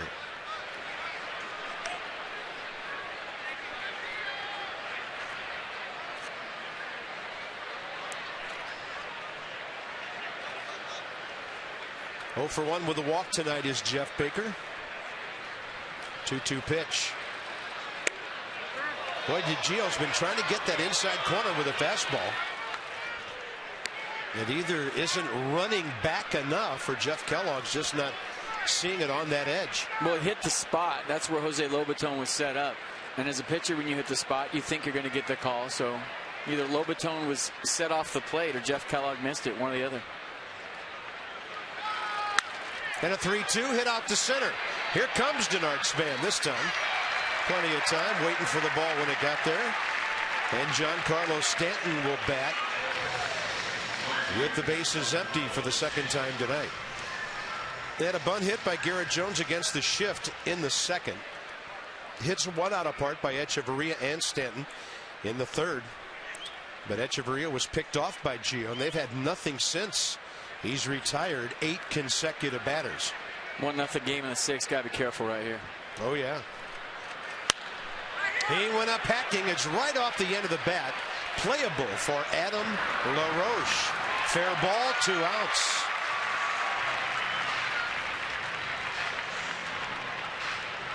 Now Mercedes-Benz going to show you the location right here. This fastball from Gio Gonzalez. Giancarlo Stanton down and away. So you made him aware of the fastball in early. 3rd time up. You don't want to challenge him on the inner half and miss in a 1-0 game. So he goes down and away and gets the pop-up. Looked like Stanton was looking in. Casey McGee. 0 for 2, ground ball to short. Called out on strikes in the 3rd.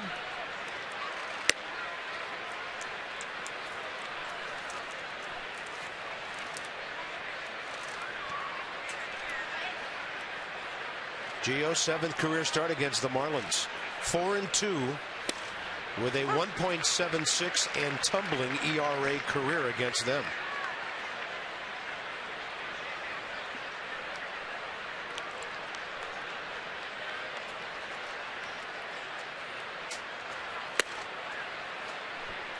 .78 on the breaking ball. It just kind of curved around the edge of the plate. Yeah, pitch number 100 coming right here. Is this it for Gio Gonzalez? He gets out of this. Man, yeah, kind of hard to take a guy out spinning a 3-hit shutout, isn't it? Casey McGee tried to go upstairs to tie the game. Nothing doing. Well, a lot of times a hitter, you'll bet strike when you're ahead in the count. And that's exactly what Casey McGee did, and he got a ball.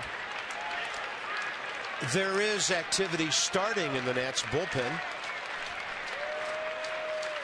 2-2 and a ball hit to right. Jason Worth sprinted back, stopped, and waits.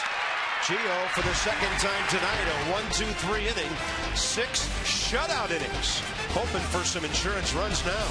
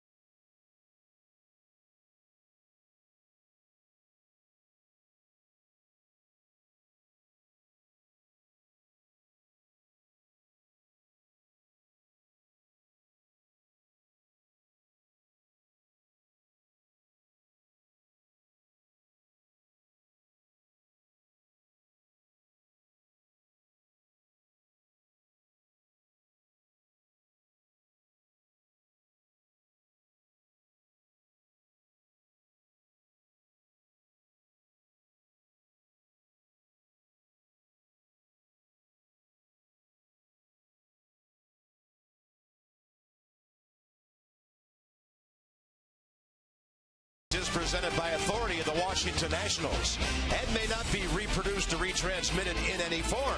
And the accounts and descriptions of this game may not be disseminated without the express written consent of the Washington Nationals.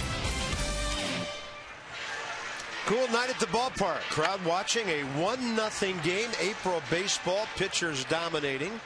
T-Mobile with our Nats do-ups. 1, 2, 3. Span, Harper, and Worth. And what they did last year against the Marlins. Healthy numbers all. Look at the RBIs. 34 between these three. We'd love to see just one here in the 5th inning.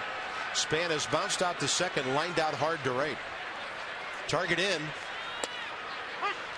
Strike one, inside edge. Now, one thing I'd like to say about Gio and his 101 pitches, Matt Williams is he's big on what kind of 101 pitches. Were they high stress? Did he have to get out of jams? And so far, Gio's been on cruise control. I wouldn't be surprised if he stays with him a little bit longer here.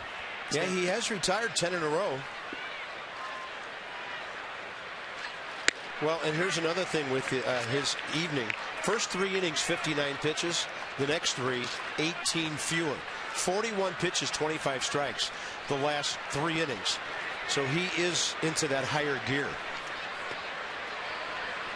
Man, he hasn't really had the red line at all. And Denard Span took a big home run swing there. He aired it out. 1 ball, 2 strikes. Well, last time up, he had a line drive right at Giancarlo Stanton. Looked like he might have been just a hair late on that 93-mile-an-hour offering.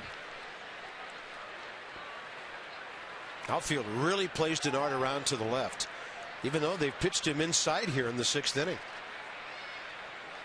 Again coming in. Pretty good pitch. Yeah, not that different than strike one. First pitch of the AB.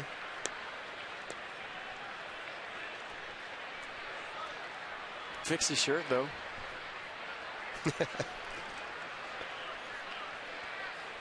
Yeah. Tommy Hutton probably called down there and said, tell him to tighten it up for our telecast. 2 balls, 2 strikes. Going to call him out on 95. So you might say in that at bat, Jeff Kellogg gave Alvarez both sides of the plate. Well, Span took a close pitch before. You see pitch track, pitch number 4, just off the plate. Pitch number 5, just off the plate. One was a ball, one was a strike. Dan Coco has more on Bryce Harper as Bryce steps in. Guys, on Saturday, after another frustrating performance, Bryce Harper was asked how he's going to try and get out of his recent slump to begin the season. He said he was going to watch some video, see where his hands were. He was going to take some swings with hitting coach Rick Shue watching on. He was also going to call his father Ron, who's basically his unofficial hitting coach. Ron threw to Bryce Harper when he was in the home run derby last year. The two talk hitting all the time. And so who better to call when you're having trouble than your dad, and also a guy who knows your swing pretty much better than anyone. So we'll see whether any of those tips that they discussed have paid off. And I'll toss this back up to you with a question for FP. FP, did you, in your playing days, have anyone off the field, anyone that you could kind of rely on to try and get your swing back on track when you were struggling? Yep, Pops, same thing. Watch every game on TV. Nobody knows you like your father. Seen you swing since you were, what, 2, 3 years old? Knows everything about you. And I must note that the last time Bryce went yard, of course it was in Florida, March 25th, in that 7-3 win over the Mets. Dad was sitting right over to the right of us.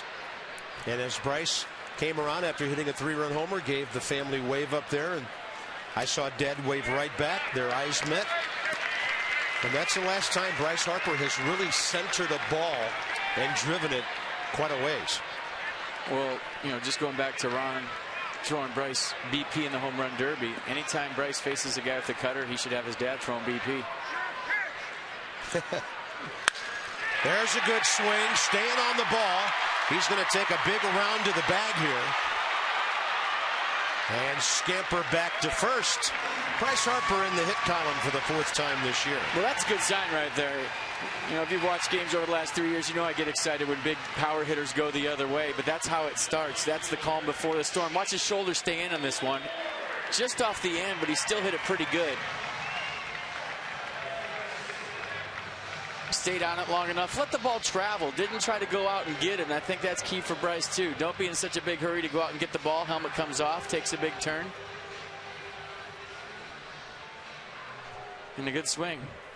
1 on, 1 out, and here's the hot swinging Jason Worth.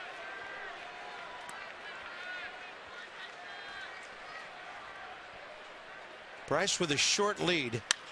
And Worth to right center. It's going to hang up, though, for Stanton. He might have been battling the lights at the tail end of that. It happens a lot in this park on low liners to the outfield. 2 outs. He whiffed on one against the Rockies the other day in Miami. Ball light high, low line drive to right field. You see the height of this ball and watch the reaction by Stanton. We saw that one a little bit better, but the one in Miami went all the way to the wall. And the Nats taking some good swings here. Adams had a perfect night with a base hit and a walk. His 9th RBI. So a shift, but not huge. That's the shortstop, Echeverria up the middle. What Matt Williams called it today, a shade. Yeah, more a shade than a shift.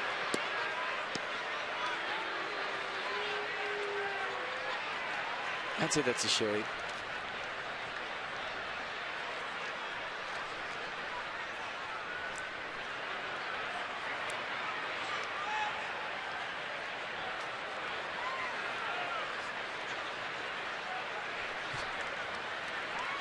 Nats have out hit the Marlins 4-3. That was their first hit since the 2nd inning bunt by Danny Espinosa.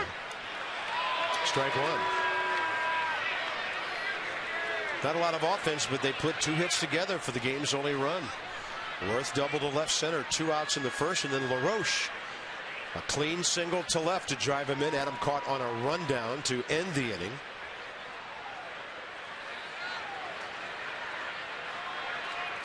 Bigger lead by Harper. LaRoche turns on it. Foul ball. And plays over the bag are not reviewable. Not that that was close, but just so you know, there's no real camera angle that can show that, so that play's not reviewable. And here's an example of the best angle you get. That's why it's not reviewable. Yeah, and the best camera standing right there with his arms up. Yep. Dan Bellino in this case. The umpires are usually within 10 to 15 feet of the bag on a play like that.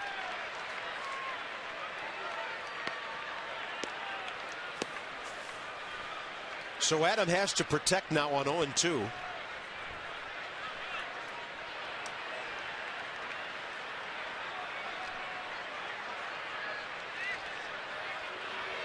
And by the way, you can find me in Kangaroo Court if I get on instant replay anymore. I just had to get my opinion out there early in the season, and now we'll just all watch together.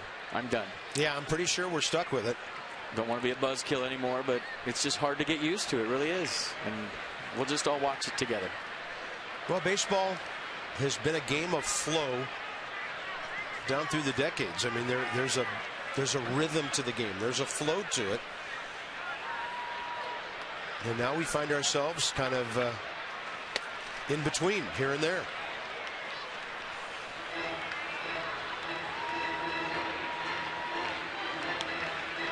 Good count to run on if you're Bryce Harper, based on what's happened in this at bat already. 1-2, generally an off-speed count.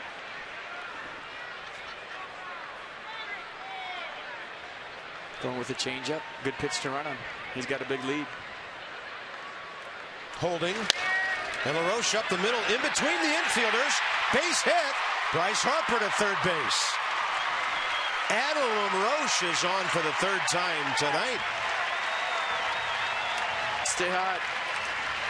I mean, when you can beat a shift like that. Didn't get a lot of it. Change up down from Alvarez and just stays through it. Hands inside the ball, didn't roll over it. And maybe if the shade was a shift, that would have been an out. But as it is, runners at the corners with 2 outs. Nats in business. You get the shortstop on the other side, that's an out, but they don't. And I don't even know if Baker gets to that ball, if he'll get LaRoche, but When you're going good, you find all the holes. This inning's only the 4th time on this 4-game homestand the Nats have had more than 1 hit in an inning. They have been hard to get. It's happened twice tonight, and here's Ian Desmond, who put the exclamation point on the game Sunday.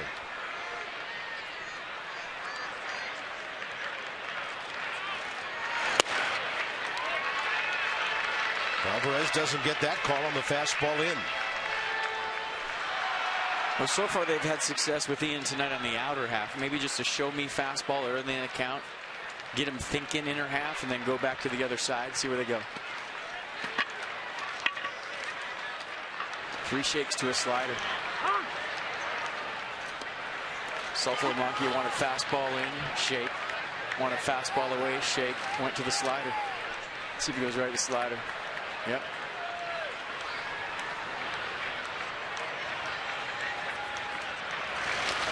Ball gets away. Harper's got to stay. And then LaRoche is safe. They drop it, and Harper scores. Saltalamacchia threw down to second. They had a great chance at LaRoche, and the Nats lead 2-0. So much going on in that play. Saltalamacchia had Bryce Harper at third base if he wanted him. Bryce came about halfway down the line, tried to scramble back. LaRoche went. Bryce Harper came home. If LaRoche stops, Harper scores, but LaRoche almost ran into a tag, and the Nats catch a break. Watch Harper come down the line. Put the brakes on. Saltalamacchia throws through. Saltalamacchia throws through, and Baker can't hang on. And look at Alvarez pointing toward Harper at third. He thought he had a chance, and I think LaRoche would have been out. Let's see. Looked like it. Yep. Yeah. That ball was snow coning out of his web. Well, that's a perfect example of being aggressive helps you sometimes. And that's the first example we've seen it this year. Yeah, it's backfired a time or two, but worked out okay there. Desmond. Fastball, 3-0, green light. Why not?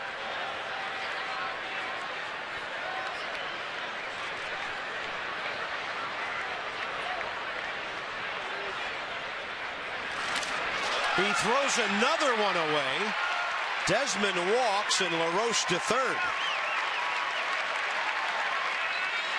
Second walk tonight by Henderson Alvarez. I mean, for a 2-0 baseball game with 8 hits combined, there's been a lot of action on a lot of plays. And this one had about 5 things going on, too. You see LaRoche going in there. Look at the snow cone.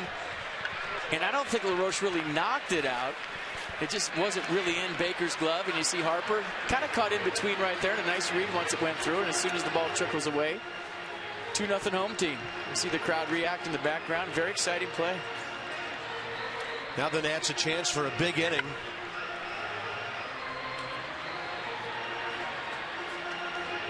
Well, I'm not a manager, but I think Ian Desmond should steal and try to knock the ball out of Baker's glove.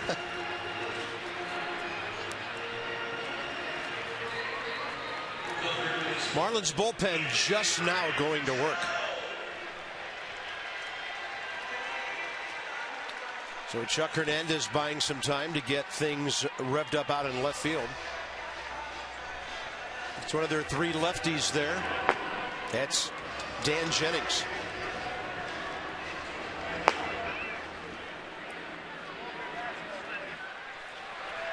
Anthony Rendon 0 for 2. Ground ball to third, swinging strikeout.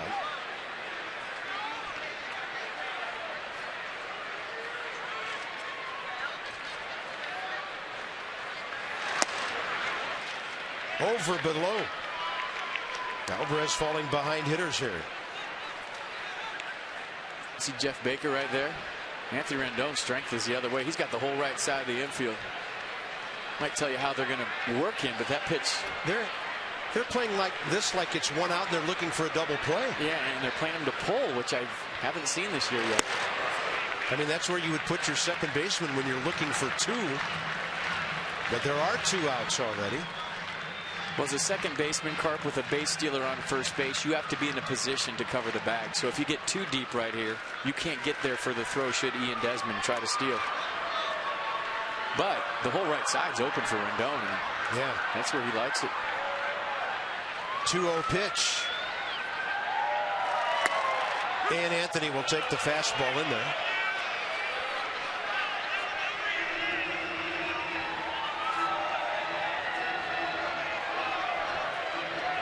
He's driven in 5 this year. 9 for 25. Still hitting a cool 360.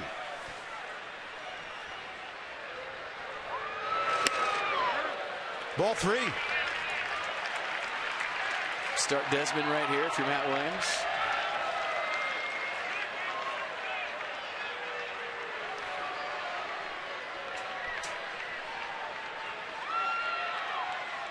Five batters in this inning. 3 have reached. 1 has scored.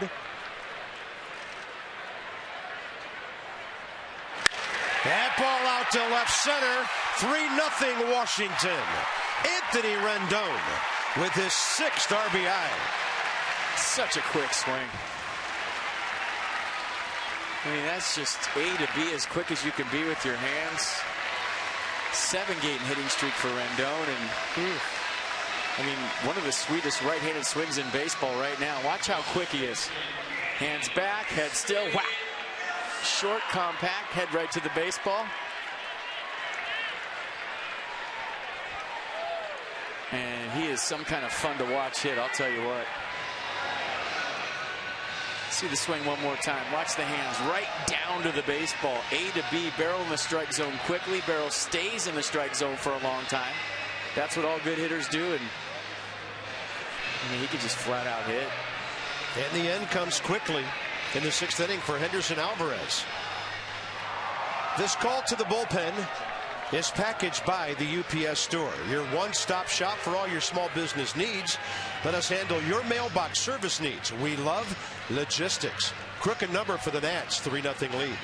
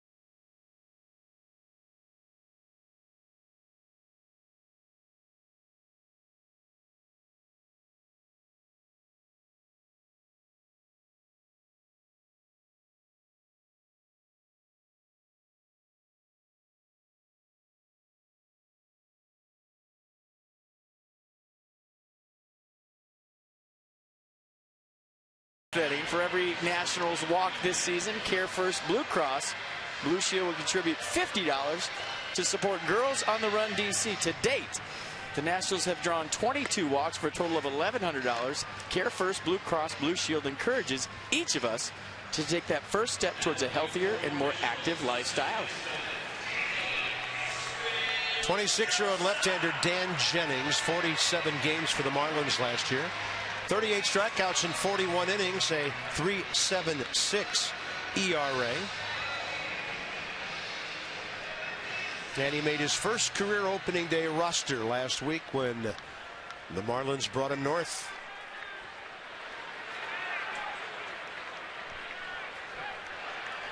Danny Espinosa from the right side of the plate.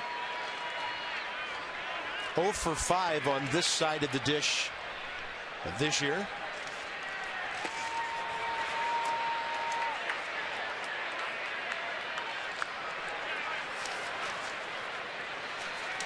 So second base after walking Desmond. Rendon, the clean single for the RBI right behind him. Danny Espinosa, first career at bat against the left-hander Dan Jennings. Yeah, see a fastball and a slider, occasional change from Jennings. Fastball averages almost 93.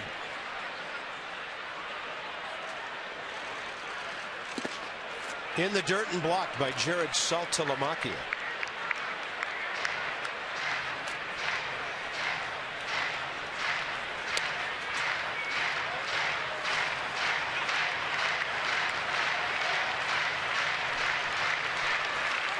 Seventh Nat to bat here in the 6th inning. I wonder if this long inning changes Matt Williams' plans about Gio Gonzalez going back out there.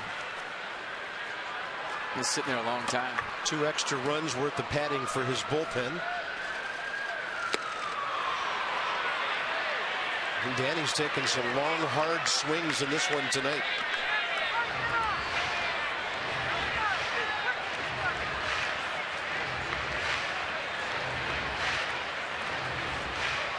Let's see if he goes back out there.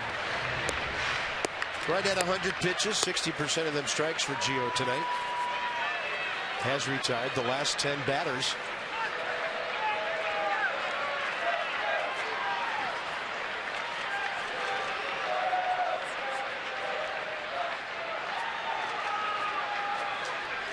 And Espinosa has the fastball by him. The Nats pick up a couple. 3 hits, a walk.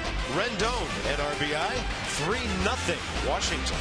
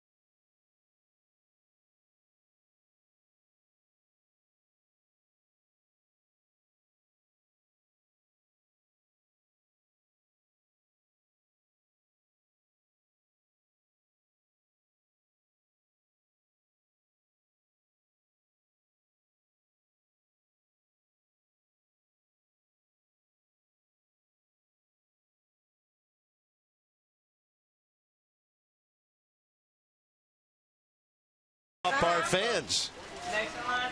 A little tired down there at the kiosk. Team store. Good night for a hoodie. Just a little bit cool. Nats feeling good now about their 3-run lead. They changed that call, by the way. Now they've given Baker an error on that throw down with LaRoche approaching the bag. Both runs unearned. But a nice cushion. Gio's out of the game. It'll be the bullpen the rest of the way. Yeah, Gio lights out once again. What a great performance by Gio Gonzalez. Pitch count a little bit high if you want to be picky, but when you put a 0 on the board, a great night. And now you bring in Blevins to face Garrett Jones, a left-hander. He keeps Saltalamacchia on the right side, a .218 hitter right-handed last year. So Matt Williams with a 3-run lead going to his bullpen, and the Nats find a way to scratch and claw some runs across the board. One thing not to be lost here in the first 7 games of the season, the fact that the pitching staff has a really low ERA, starters and relievers, 2.62 coming in, and that's 6th best in the National League right now. So here's Blevins, 4th appearance already. 3 innings, 2 runs, 2 hits, 5 strikeouts, a walk. Maybe racking up a few more strikeouts than we thought he would.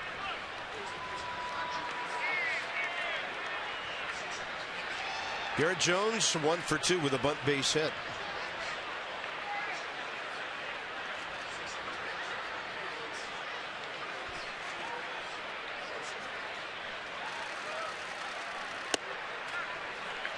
Yeah, I looked it up. Garrett Jones last year, 21 at-bats versus left-handers, and he sees Gio Gonzalez. Gets a bunt single his first time up. I thought a very heady play with the shift on. Got himself a knock. Well, Blevins goes 3-0 and then pours in the fastball.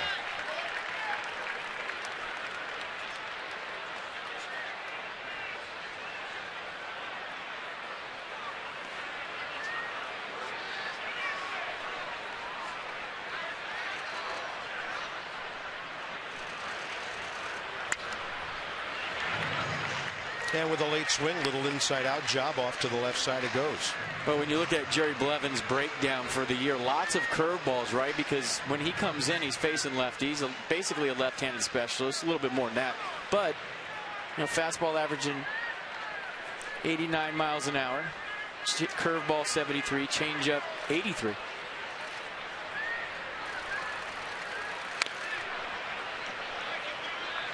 And battle back to a 3-2 count.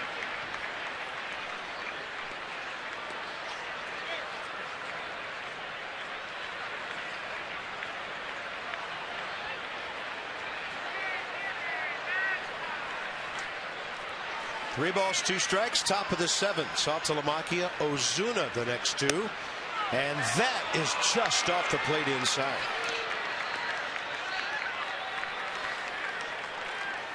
I'm trying to see what this pitch was right here at 83 miles an hour. Was it a strike? Looked like a slider maybe. Just missed, and a leadoff walk for the Marlins, Garrett Jones.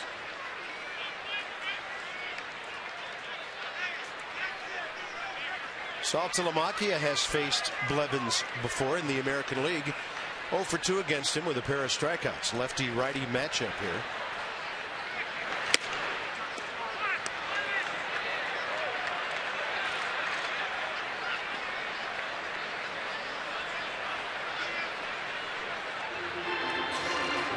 And the unofficial captain in there to settle some things down.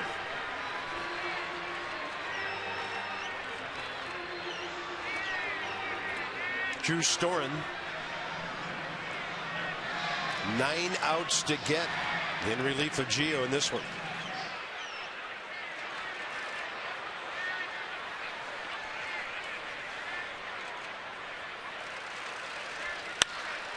Out to left center.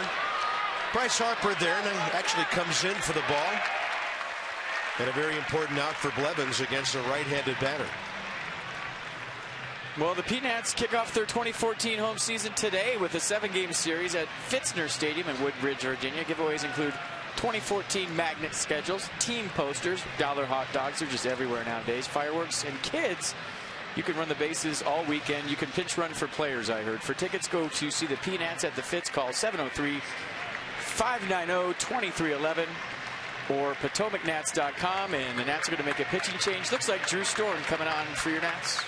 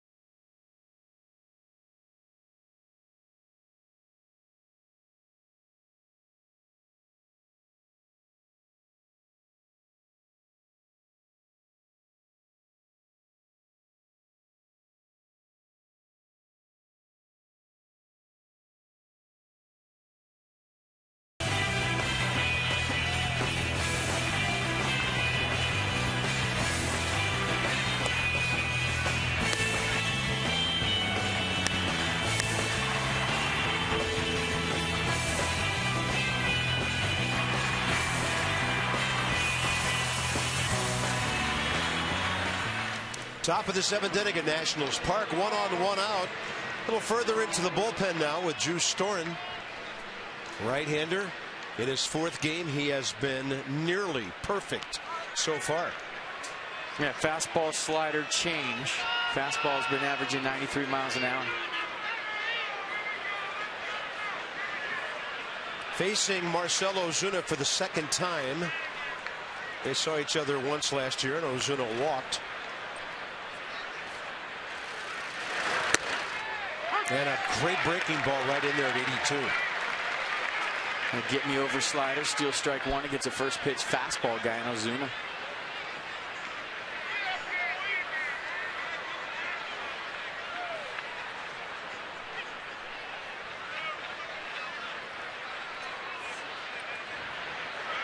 Target on the outer edge.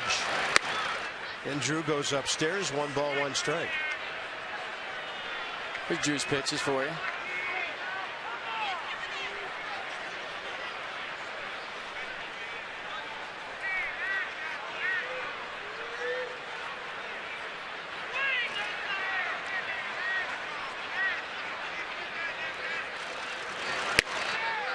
Front door on the breaking ball. It stayed in. Didn't get the call. Fastball, breaking ball, which is the slider. And then the changeup.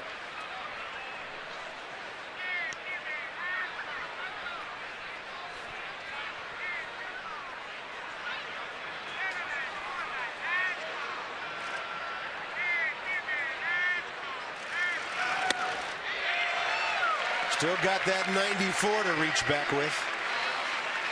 A lot of movement on this two-seamer. Watch Storm get on top out in front in the late run on that. I mean, that started out a strike, and Ozuna saw a strike. He went to swing, and the ball almost hit him.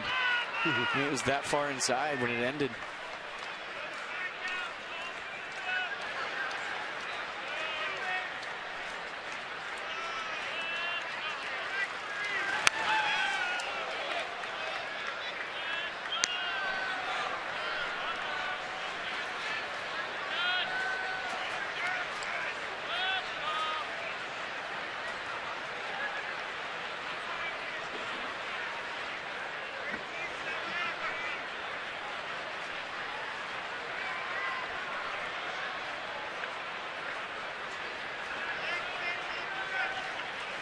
Two, ground ball needed. Check swing. Did not go, says Dan Bellino. Well, pretty good pitch, and I can't believe Ozuna took it. That's a great take by Marcell Ozuna. That ball teased the strike zone the whole way and just broke late. Big react from the Nats dugout after that one, not getting the call. Runner with a short lead. Jones holding, and a base hit. Tying run to the batter's box here in the 7th with their number 8 man, Reed Johnson. A good at bat right there. Took a tough pitch, got another one. Took a 4-seam fastball away and used the hole created by the walk to Garrett Jones.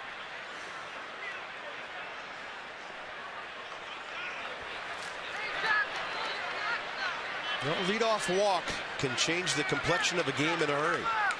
Now the Marlins have that walk and a base hit. Reed Johnson has lined out hard twice.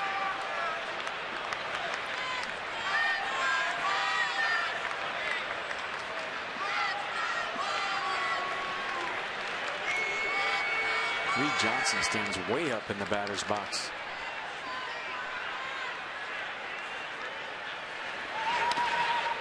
I mean, everybody else's toe hold in the right-handed box is almost on the back line. Reed Johnson's back foot is about right in the middle of the batter's box. You don't see that very often from hitters. Usually hitters want to get deep so it gives them time to react, maybe a little more time. But you won't see too many guys that far up in the box. He's way up there. Almost looks like he was going to bunt. That's where you stand when you're bunting.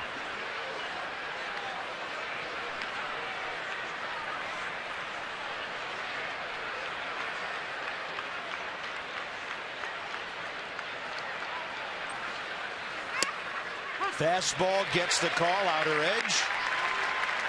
A 1 ball, 1 strike.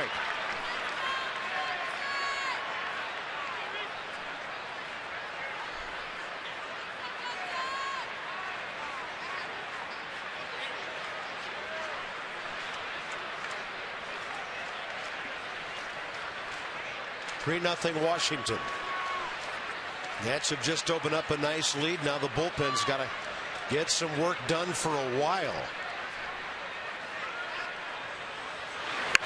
And Johnson bunting for a hit. Rendon, well played. Out at first. What a play. Without that, it's bases loaded, 1 out. And maybe that's why he was up in the box. He was thinking bunt the whole way.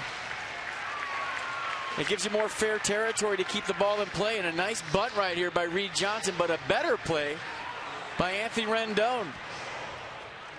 And there's one guy in that first base dugout that knows all about this play and is fired up that his replacement, Anthony Rendon, did it almost every bit as good as Ryan Zimmerman. Bare hand, great shot right there. Look at the palm ball grip. But by the time he picks it up and throws it, that ball rotates into his fingertips. He gets a lot on it.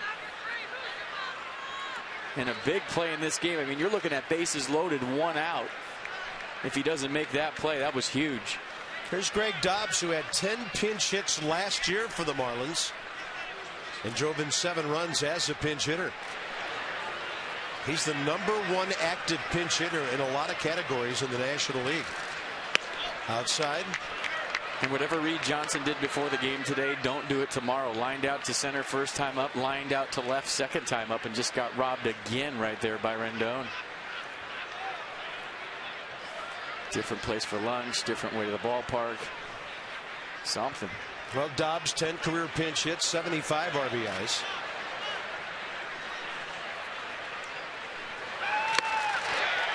#1 active in at-bats, hits, doubles, and runs batted in. 55 career pinch hits. It is not easy to bat .260 career as a pinch hitter. Over now a 10-year career. Well, there's a couple of reasons why that happens. #1, you're able to control your emotions in big situations. And #2, you have a low maintenance swing. Meaning there's not a lot to it. Guys that are timing guys with leg kicks and all kinds of stuff going on, not good off the bench. Guys that keep the approach very simple to where they barely stride and just throw their hands at the baseball and don't need a lot of at-bats to keep their rhythm. Those are the guys that play into their 40s and are good pinch hitters. It's not easy. Well, Dobbs, 35 years of age. 2-1 from Drew Storen. Center cut fastball, but Dobbs late.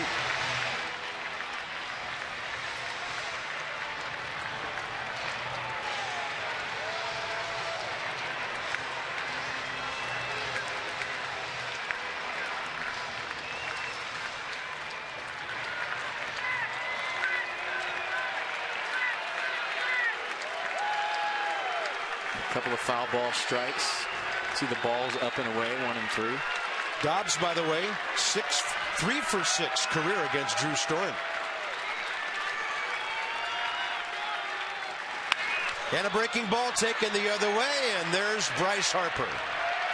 Great defensive play by Anthony Rendon, and then a routine fly ball. Time to stretch the Nats by 3.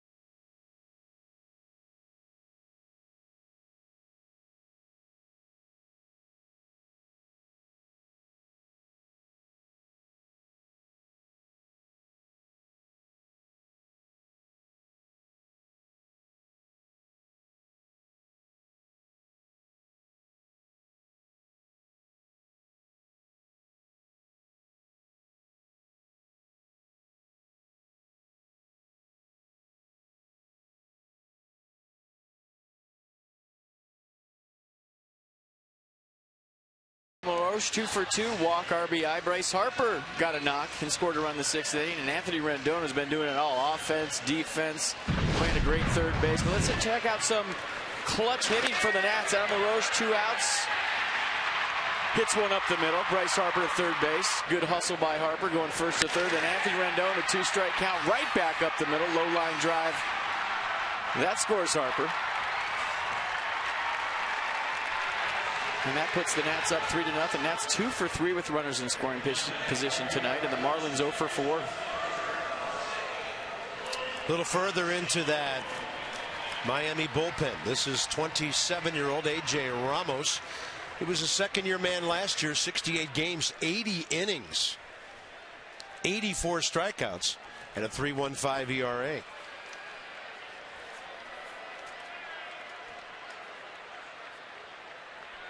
He led rookie relievers in the National League last year in innings. Unfortunately, walks, but he was second in strikeouts. Yeah, good slider, good changeup. He'll use them both. Occasional curveball, and the fastball average is 91. Jose Lobaton.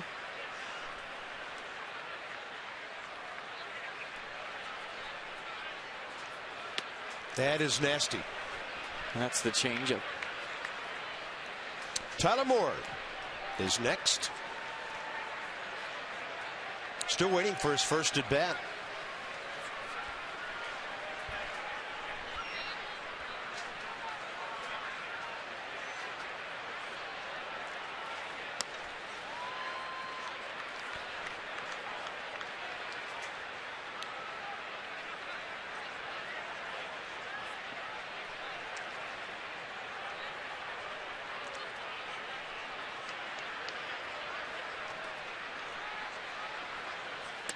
And a 1-2 pitch will punch him out on the inside corner. Fans, you can follow every Nationals game with MLB.com at bat on your favorite mobile phone or tablet. Give live look-ins, instant replay, scores, stats, audio, free MLB.TV game of the day, and more. Download the App Store or visit Nationals.com today. Well, now we officially welcome back Tyler Moore, stepping into a ball game for the first time since his recall Sunday. He was actually on deck once during the Atlanta game, but did not appear. And he swings at a fastball, 91, strike one. Tyler is 0 for 2 career against A.J. Ramos. In the spring, he had 265 with a homer and 6 RBIs.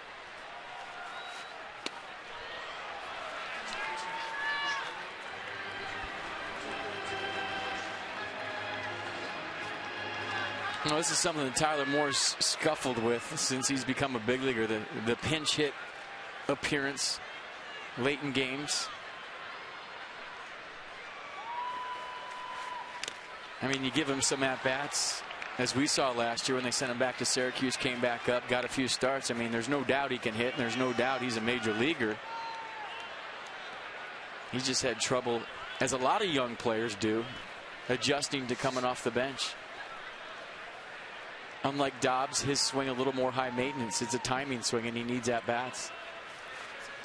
And Tyler Moore is swinging a miss on a heater. 2 outs. Oh, we got a pitcher? Finally. We promised you were in a game we'd have one. We waited a week and a half for that. AT&T fan photo. There it is. How about that? That reminds me of when the Nats dressed their rookies up like Smurfs a couple years ago. And I think Steven Strasburg was Papa Smurf with the beard, if I'm not mistaken. Yeah, that was a memorable walk through Penn Station in New York. Yes. Michael Morse, the Beast with the speakers, playing the Smurf theme song. Awesome.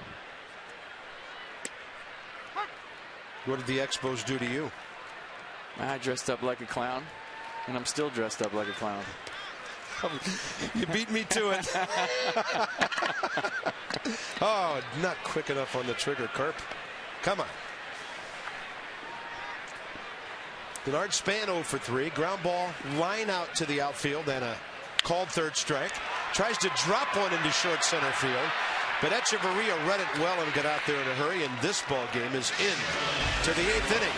Tyler Clippard on the way. The Nats by 3.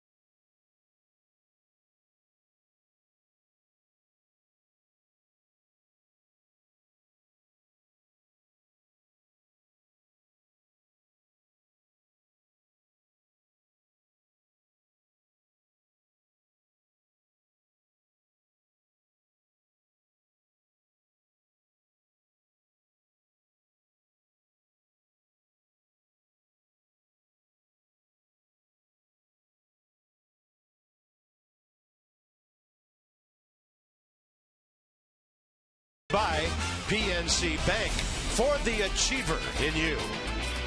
And by AT&T, rethink possible. Nice swing by Bryce Harper. Last time up, got a base hit. Led to a 2-run 6th inning rally. The Nats lead by 3 into the 8th. Well, I think the difference in this game tonight has been the defense by the Washington Nationals. When you talk about this pickoff right here, nice feed by Gio Gonzalez, nice throw by Adam LaRoche. This play by Ian Desmond ranging far up the middle. Nice pick on the back end by LaRoche. And then Anthony Rendon, folks, as good as it gets at third base. Going into the Marlins dugout across his body. Had the palm ball grip at first. Then gets the good grip on it, throws it across. And you talk about Jeff Baker missing that throw at second base and bobbling it, that leading to a run. Difference in this game where there's only 10 hits total has been the Nats throwing leather at the Marlins. Yeah, and that's just the stuff on the infield. Denard Span, couple of nice running catches out in center. 5th game already for Tyler Clippard. Adeiny Echeverria leads off against him. And Echeverria is 0 for 4 career against the 8th inning man of the Nats, who starts off with a fastball 93 right in there. That's exactly what that heater's averaging this year for Clippard. Curveball change split to go with it. Got to keep men off the bases for that big right fielder who's up third this inning.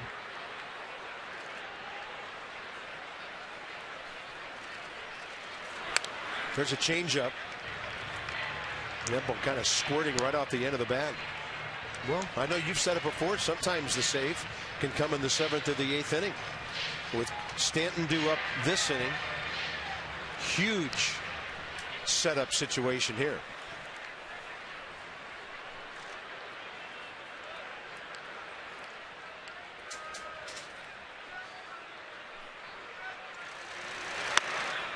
He went with the breaking ball and it stayed way upstairs.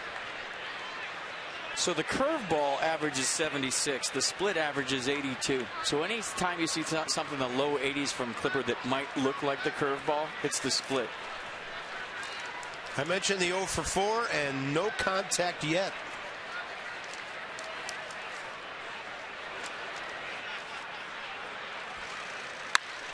Contact, line drive, Danny Espinosa, 1 out.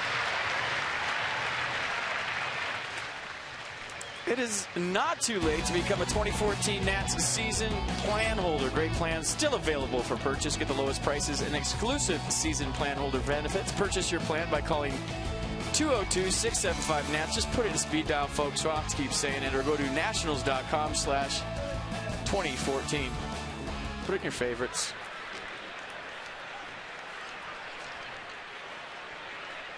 I know, Carp, you got it in your favorites. It's in my brain. It is. That's where my favorites are. Baker 0 for 1 career against Tyler Clippard with a walk. Jeff is 0 for 2 with a base on balls and 2 fly balls to center tonight. There's a good heater. Good command of that fastball in the outer half. He throws it 60% of the time. You see the changeup at almost 30.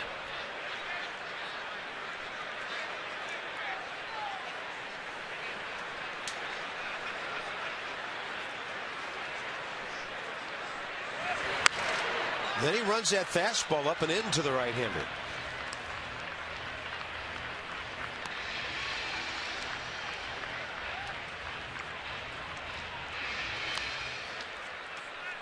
Nats pitching lined up well for this series. Jordan Zimmermann tomorrow night. Steven Strasburg in the shadows at 4 o'clock Thursday.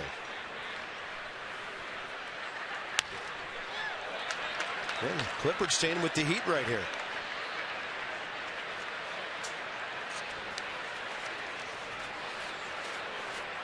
Jacob Turner, Jordan Zimmermann tomorrow. Strasburg Thursday against the right-hander Tom Kohler.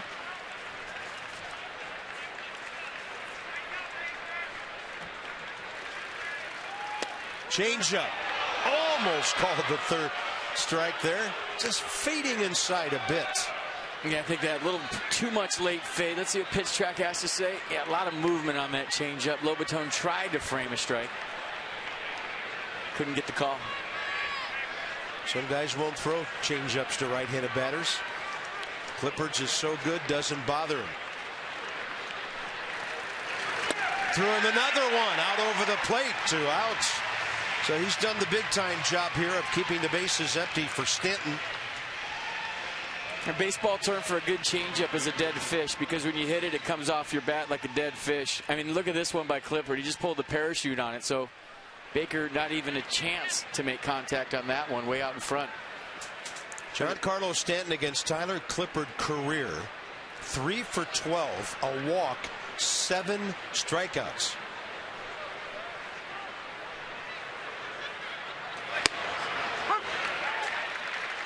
Well, you know, guys see that changeup from the on-deck circle too. Maybe not ready for 93 to start the at-bat. I mean, I think you have to guess every pitch off Clippard and hope you're right. A lot of time, major league hitters will react to pitches, but there's certain guys with plus-out pitches that you just have to guess and hope you're thinking the same as they are. And he goes with that breaking ball upstairs. 1-1. And heroes will tell you they guess every single pitch the whole game until they get to 2 strikes, and then it's more of a reactionary thing to where you're looking fastball adjust. But it's not just picking pitches out of a hat. It's an educated guess based on what you're seeing and what you think he's going to do to you. That is close, but outside. Best command of the fastball Clippard's had this year. Yeah, right with you on that one.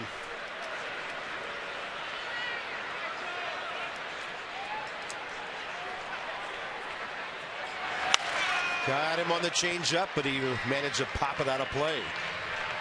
2 balls and 2 strikes with the bases empty. Top of the 8th.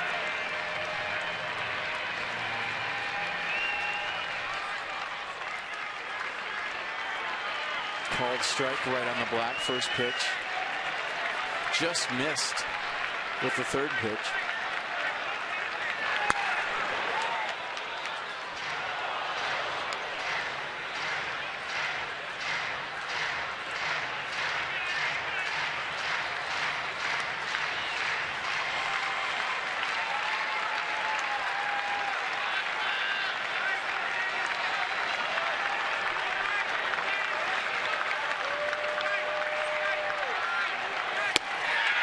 Look at that nasty dive. Did you see Lobaton call for the ball in the dirt? He called for the split, and then he tapped the ground 3 times with his glove. He wanted it below the strike zone, and that's exactly where Tyler Clippard put the nasty split to get one of the best hitters in the National League, Giancarlo Stanton. Nice job.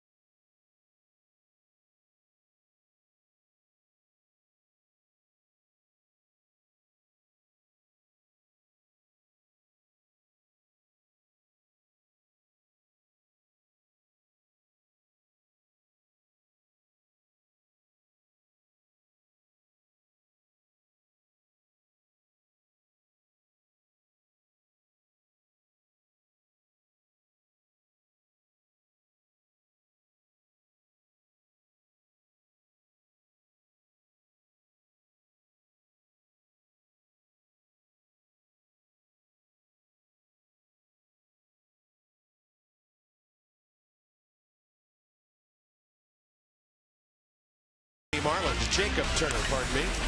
And in one start, 8 hits, 5 runs in 6 innings last week. And then, of course, there's Jordan Zimmerman, who came out of a start against Atlanta. 4 hits, 1 run in 5 innings, didn't figure in the decision. He walked 1, struck out 9.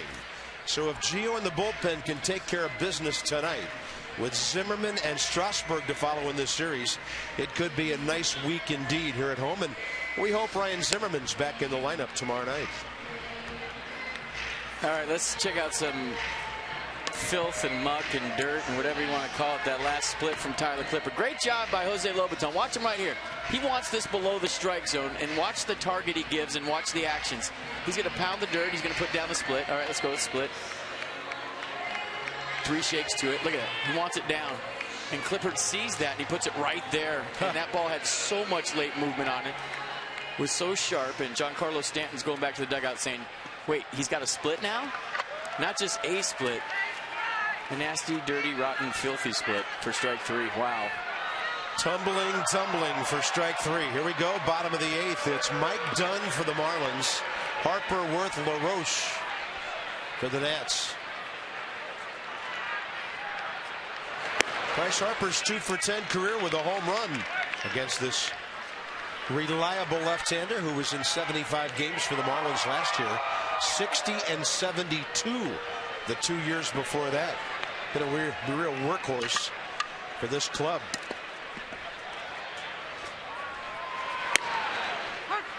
.85 on the slider.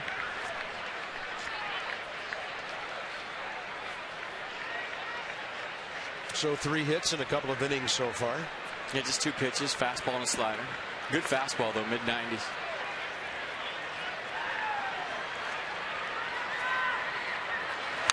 On a pitch up, Bryce was pumping.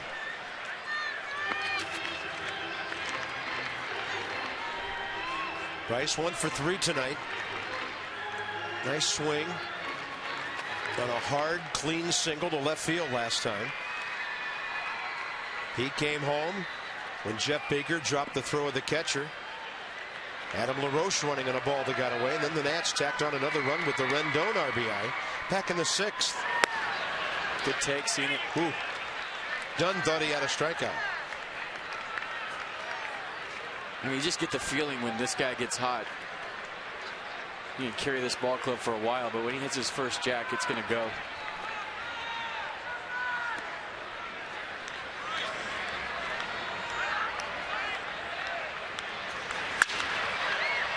Down the left field line and slicing foul on a broken bat. At least it sounded that way. Remember, our Washington, D.C. Lexus dealers are donating $250 to Children's National Medical Center for every home run a Nats player hits this season. So Bryce Harper, when he checks in with one, Jason Worth and company, keep them coming. It's for a wonderful cause. Lexus, the pursuit of perfection.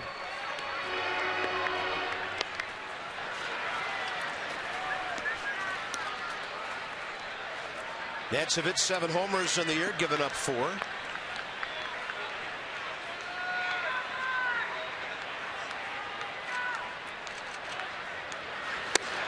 And had him reaching.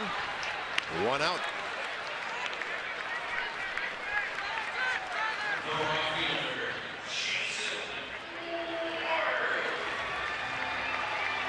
That'll bring in Jason Worth.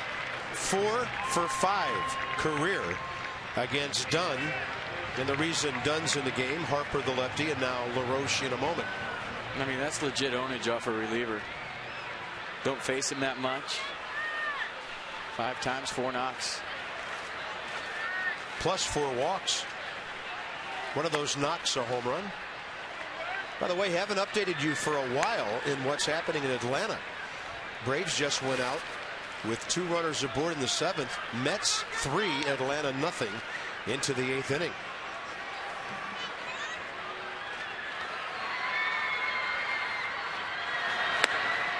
Ball 2. Should be a healthy rip if it's a fastball. And a strike.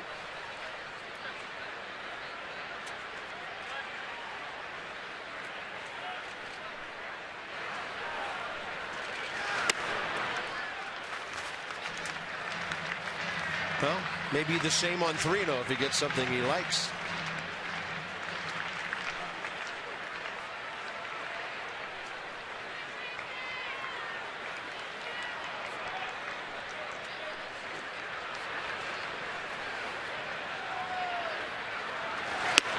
Not even close. 1 on, 1 out. And now Dunn will go back to work on another left-hander, Adam LaRoche. Jason Worth has 1 stolen base on the year. I think it was third base with 2 outs the other day against the Braves. Down by 4 runs, actually, in a 6-2 game. And let's see if he's thinking about getting there right now. Talking to Tony Tarasco at first base. They're going over Dunn's move right now. And you see Aaron Barrett getting loose. Soriano getting loose. Soriano if it's 3-0, and Barrett if the Nats add another run that would take it out of a save situation. Adam LaRoche with a base hit to right. Worth making the turn. There's a big arm in right field, but he was moving away from the infield, and Stanton couldn't get anything on the throw. Corner situation, nobody out. What a night for LaRoche. 3 hits, a walk, an RBI, and a run. I mean, stay hot. First pitch hunting right here. Gets a fastball right down the middle. Not waiting for that slider. And that was loud. And you called it. Stanton going to the line. Couldn't set up to try to throw Worth out. Good read by Jason Worth. Runners at the corners. 1 out. That's in business. And the Marlins don't have another right-hander warming up. So it is Dunn's inning. The lefty has to face Desmond and Rendon now, the next 2. You remember way back when Adam LaRoche was hitting 7th? Yeah, like a week ago. Well, there's one way not to hit 7th anymore. What, grow a beard? And rake. Desmond 2 for 3 with a walk against Mike Dunn. The Nats 1 swing away from putting some icing on this one.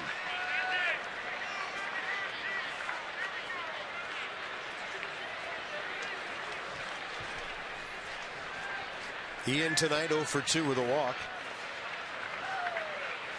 Looking for his 4th RBI or more. That's on the outside corner. It's a good take. Pitcher's pitch. Yeah, that ball definitely not in the power zone. That's why he took it.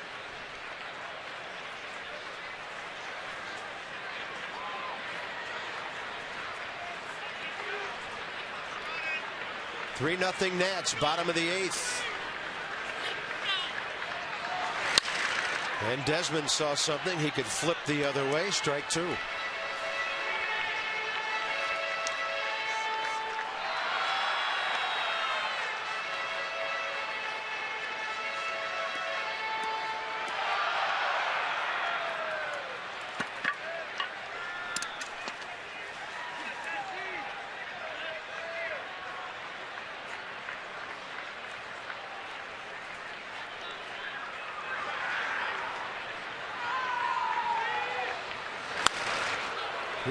He saw something up. Almost came out of his spikes getting after that. Yeah, fastball up, try to get on top of it. He's thinking middle of the field, elevate something up. Just maybe not that high.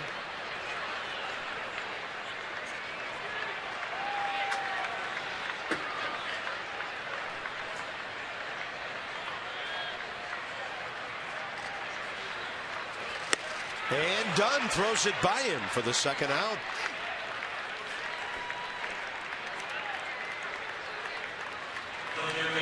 That'll leave it up to the quick bat of Anthony Rendon. Single to run home last time. 1 for 3.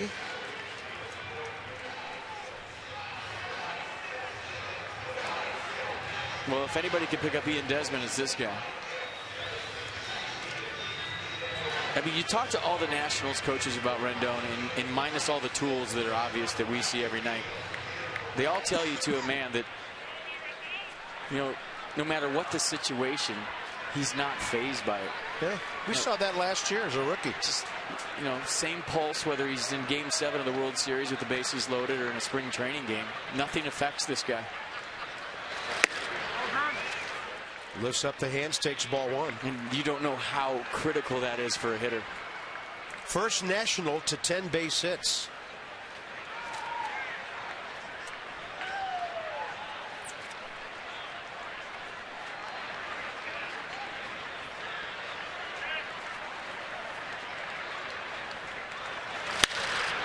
Popped up right side. It's twisting back in, and nobody's coming close to it. Garrett Jones was running the circular route as that ball twisted back toward the field of play and falls harmlessly. 1 ball, 1 strike. The reason that ball fell is because Jeff Baker, we've been talking about, has been playing Anthony Rendon to pull all day. A guy that hits the ball the other way, that's the second baseman's ball. There's no way a first baseman go that far and make the play. The guy that has the angle is the second baseman. And Jeff Baker can't get there because he's playing up the middle. He had a long way to go right there. And even a Gold Glove first baseman can't make that play.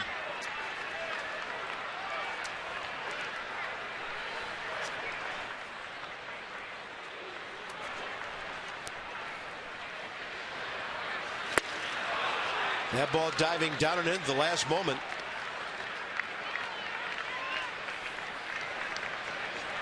Good slider right there from Dunn.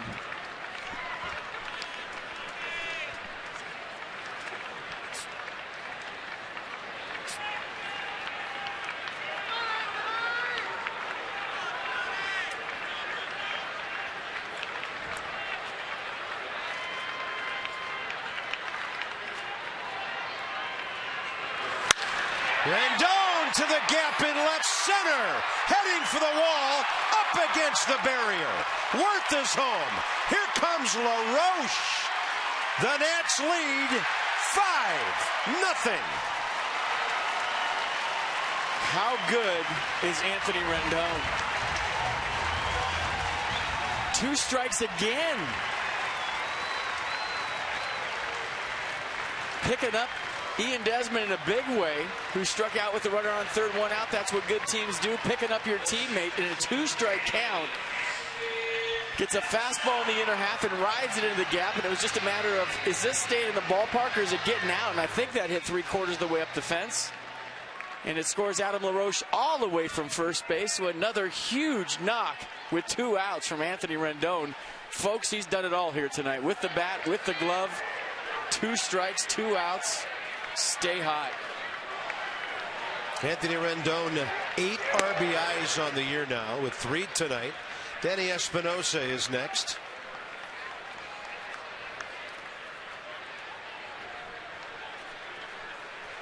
$21,728, breathing a little easier now.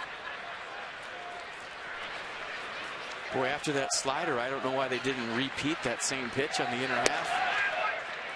It was dirty. It was under the hands of Rendon. He had no chance at it. Not too many hitters do, especially a guy locked in like him. If you see a hitter that's absolutely locked in, swing and miss at a pitch like that, I mean, there's every reason in the world to repeat it, right? They went with a fastball off of that, and the rest is history. Well, he is squaring up everything right now. Espinosa on 2-0, swing and a miss.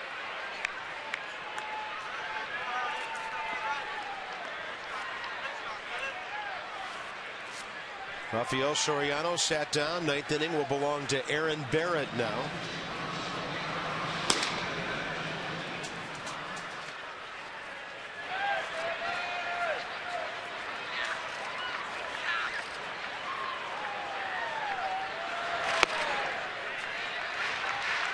So Anthony Rendon leading the way, 2 for 2 tonight with runners in scoring position. And the Nats overall 3 for 5. Yeah, but 2 outs. I mean, 2-out RBIs are like gold. And not only 2-out RBIs, both times came with 2 strikes and 2 outs. I mean, that's just clutch.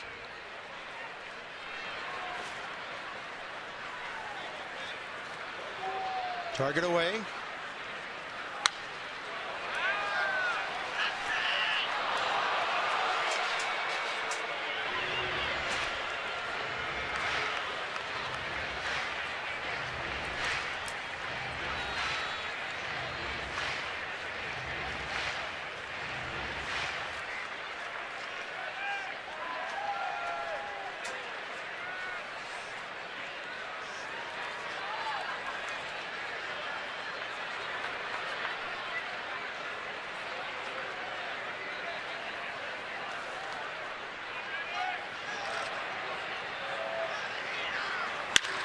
Espinosa hits it hard to short. Echeverria had to back up.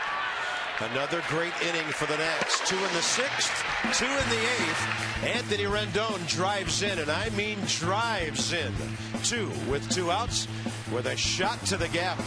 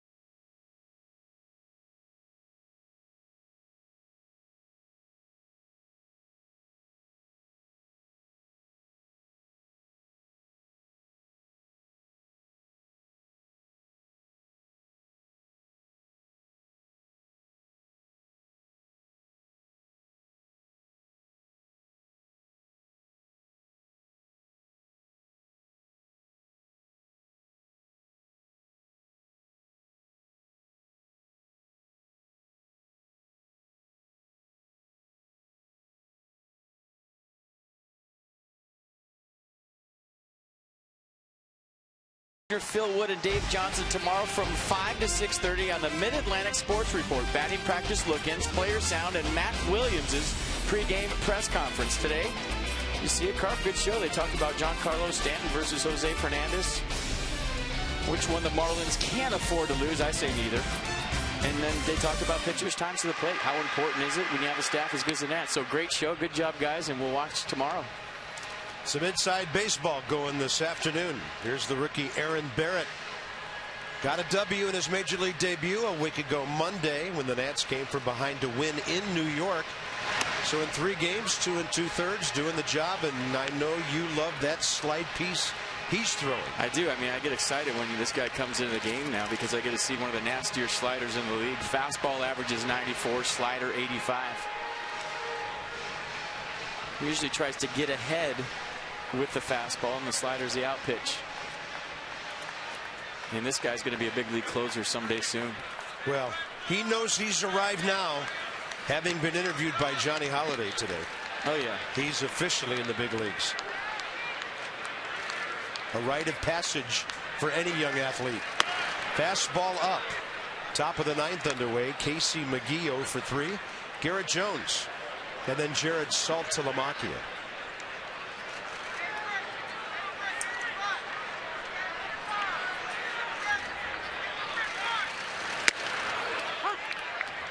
.92 to go with that slider. 1-1. And there's a little deception in the delivery, a little herk and a little jerk. Throw off the hitter's timing a little bit.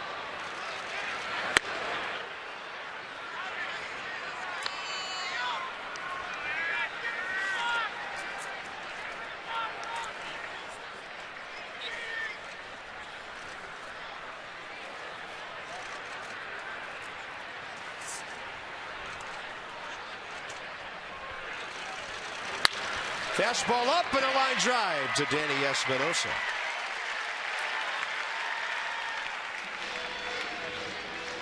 Ten o'clock straight up, and the Nats moments away from a 5-2 record. Marlins would be 5-3 with a loss. And the Nats are trying to beat them for the 10th time in the last 11 games here. And the 16th time in the last 20, going back to 2012.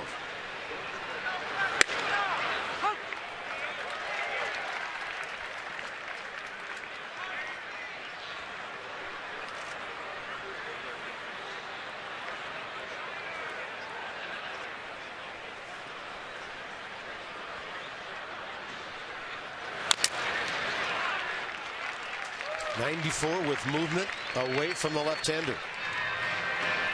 Johnny and Ray at 6:30 with Nats Extra tomorrow. We'll join you from the booth at 7:05. Jordan Zimmerman. Jacob Turner goes for the Fish.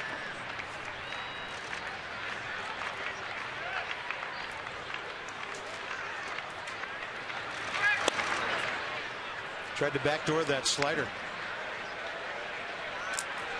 It's kind of funny watching Lobaton with the mitt going backhand, tracking that thing. Well, he's not used to that pitch going that way. Usually it's coming down and into a lefty hard.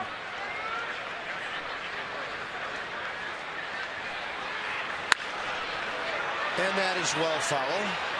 Yeah, this is the first night I've seen Aaron Barrett. He's thrown 3 sliders already, and they haven't really done what they've done earlier in the season. It's all right. There's nights you're going to go out there and not have your A stuff.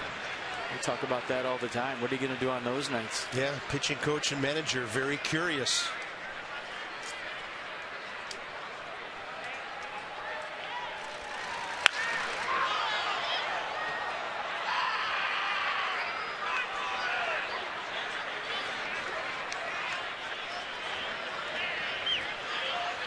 Tonight was the Marlins' first time on the road this year. They went 5-2 at home last week against Colorado and San Diego.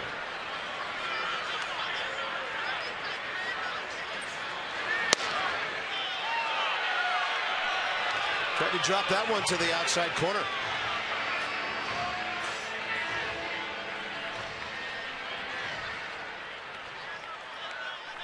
Everything away in the sequence.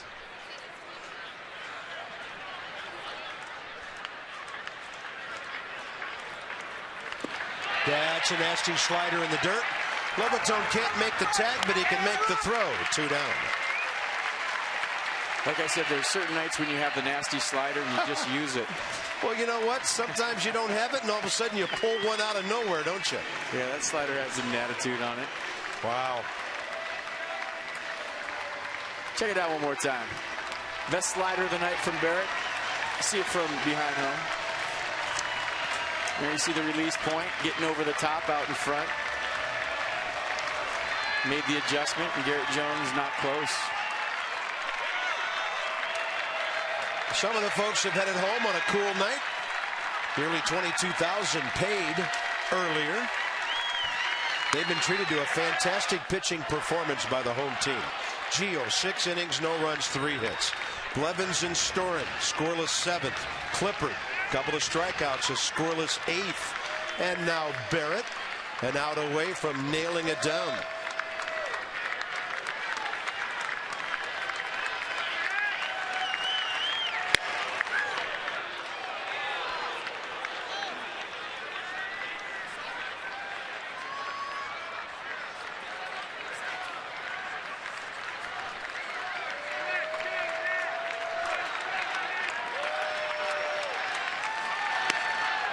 Boy, that is so close to the outside corner. Just backing up a little bit on him tonight.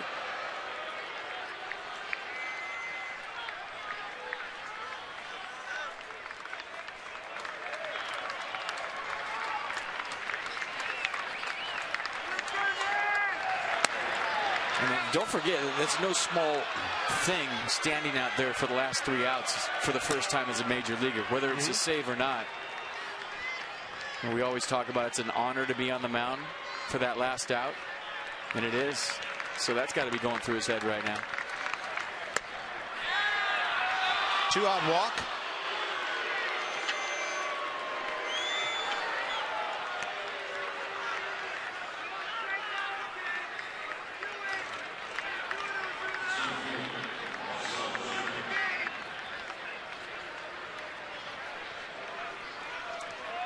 Marcell Ozuna on base twice.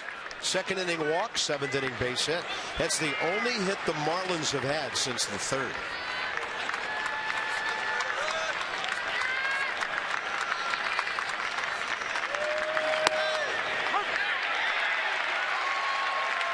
Good slider, strike 1. The get-ahead variety.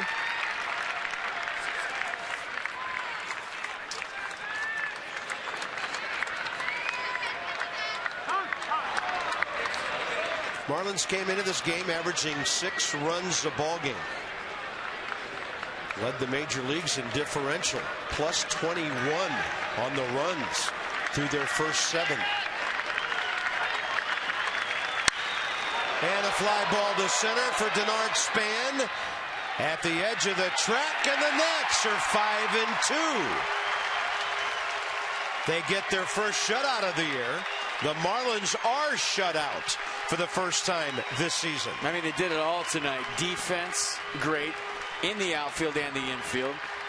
Clutch hitting from Anthony Rendon. 2 outs, 2 strikes, both times for 3 RBIs. But it all starts in the middle, and tonight was about Gio Gonzalez once again. He was fantastic. Gio is 2-0. His bullpen takes care of business for the final 3 frames. More from Nationals Park in a moment. 5 out of 7 so far.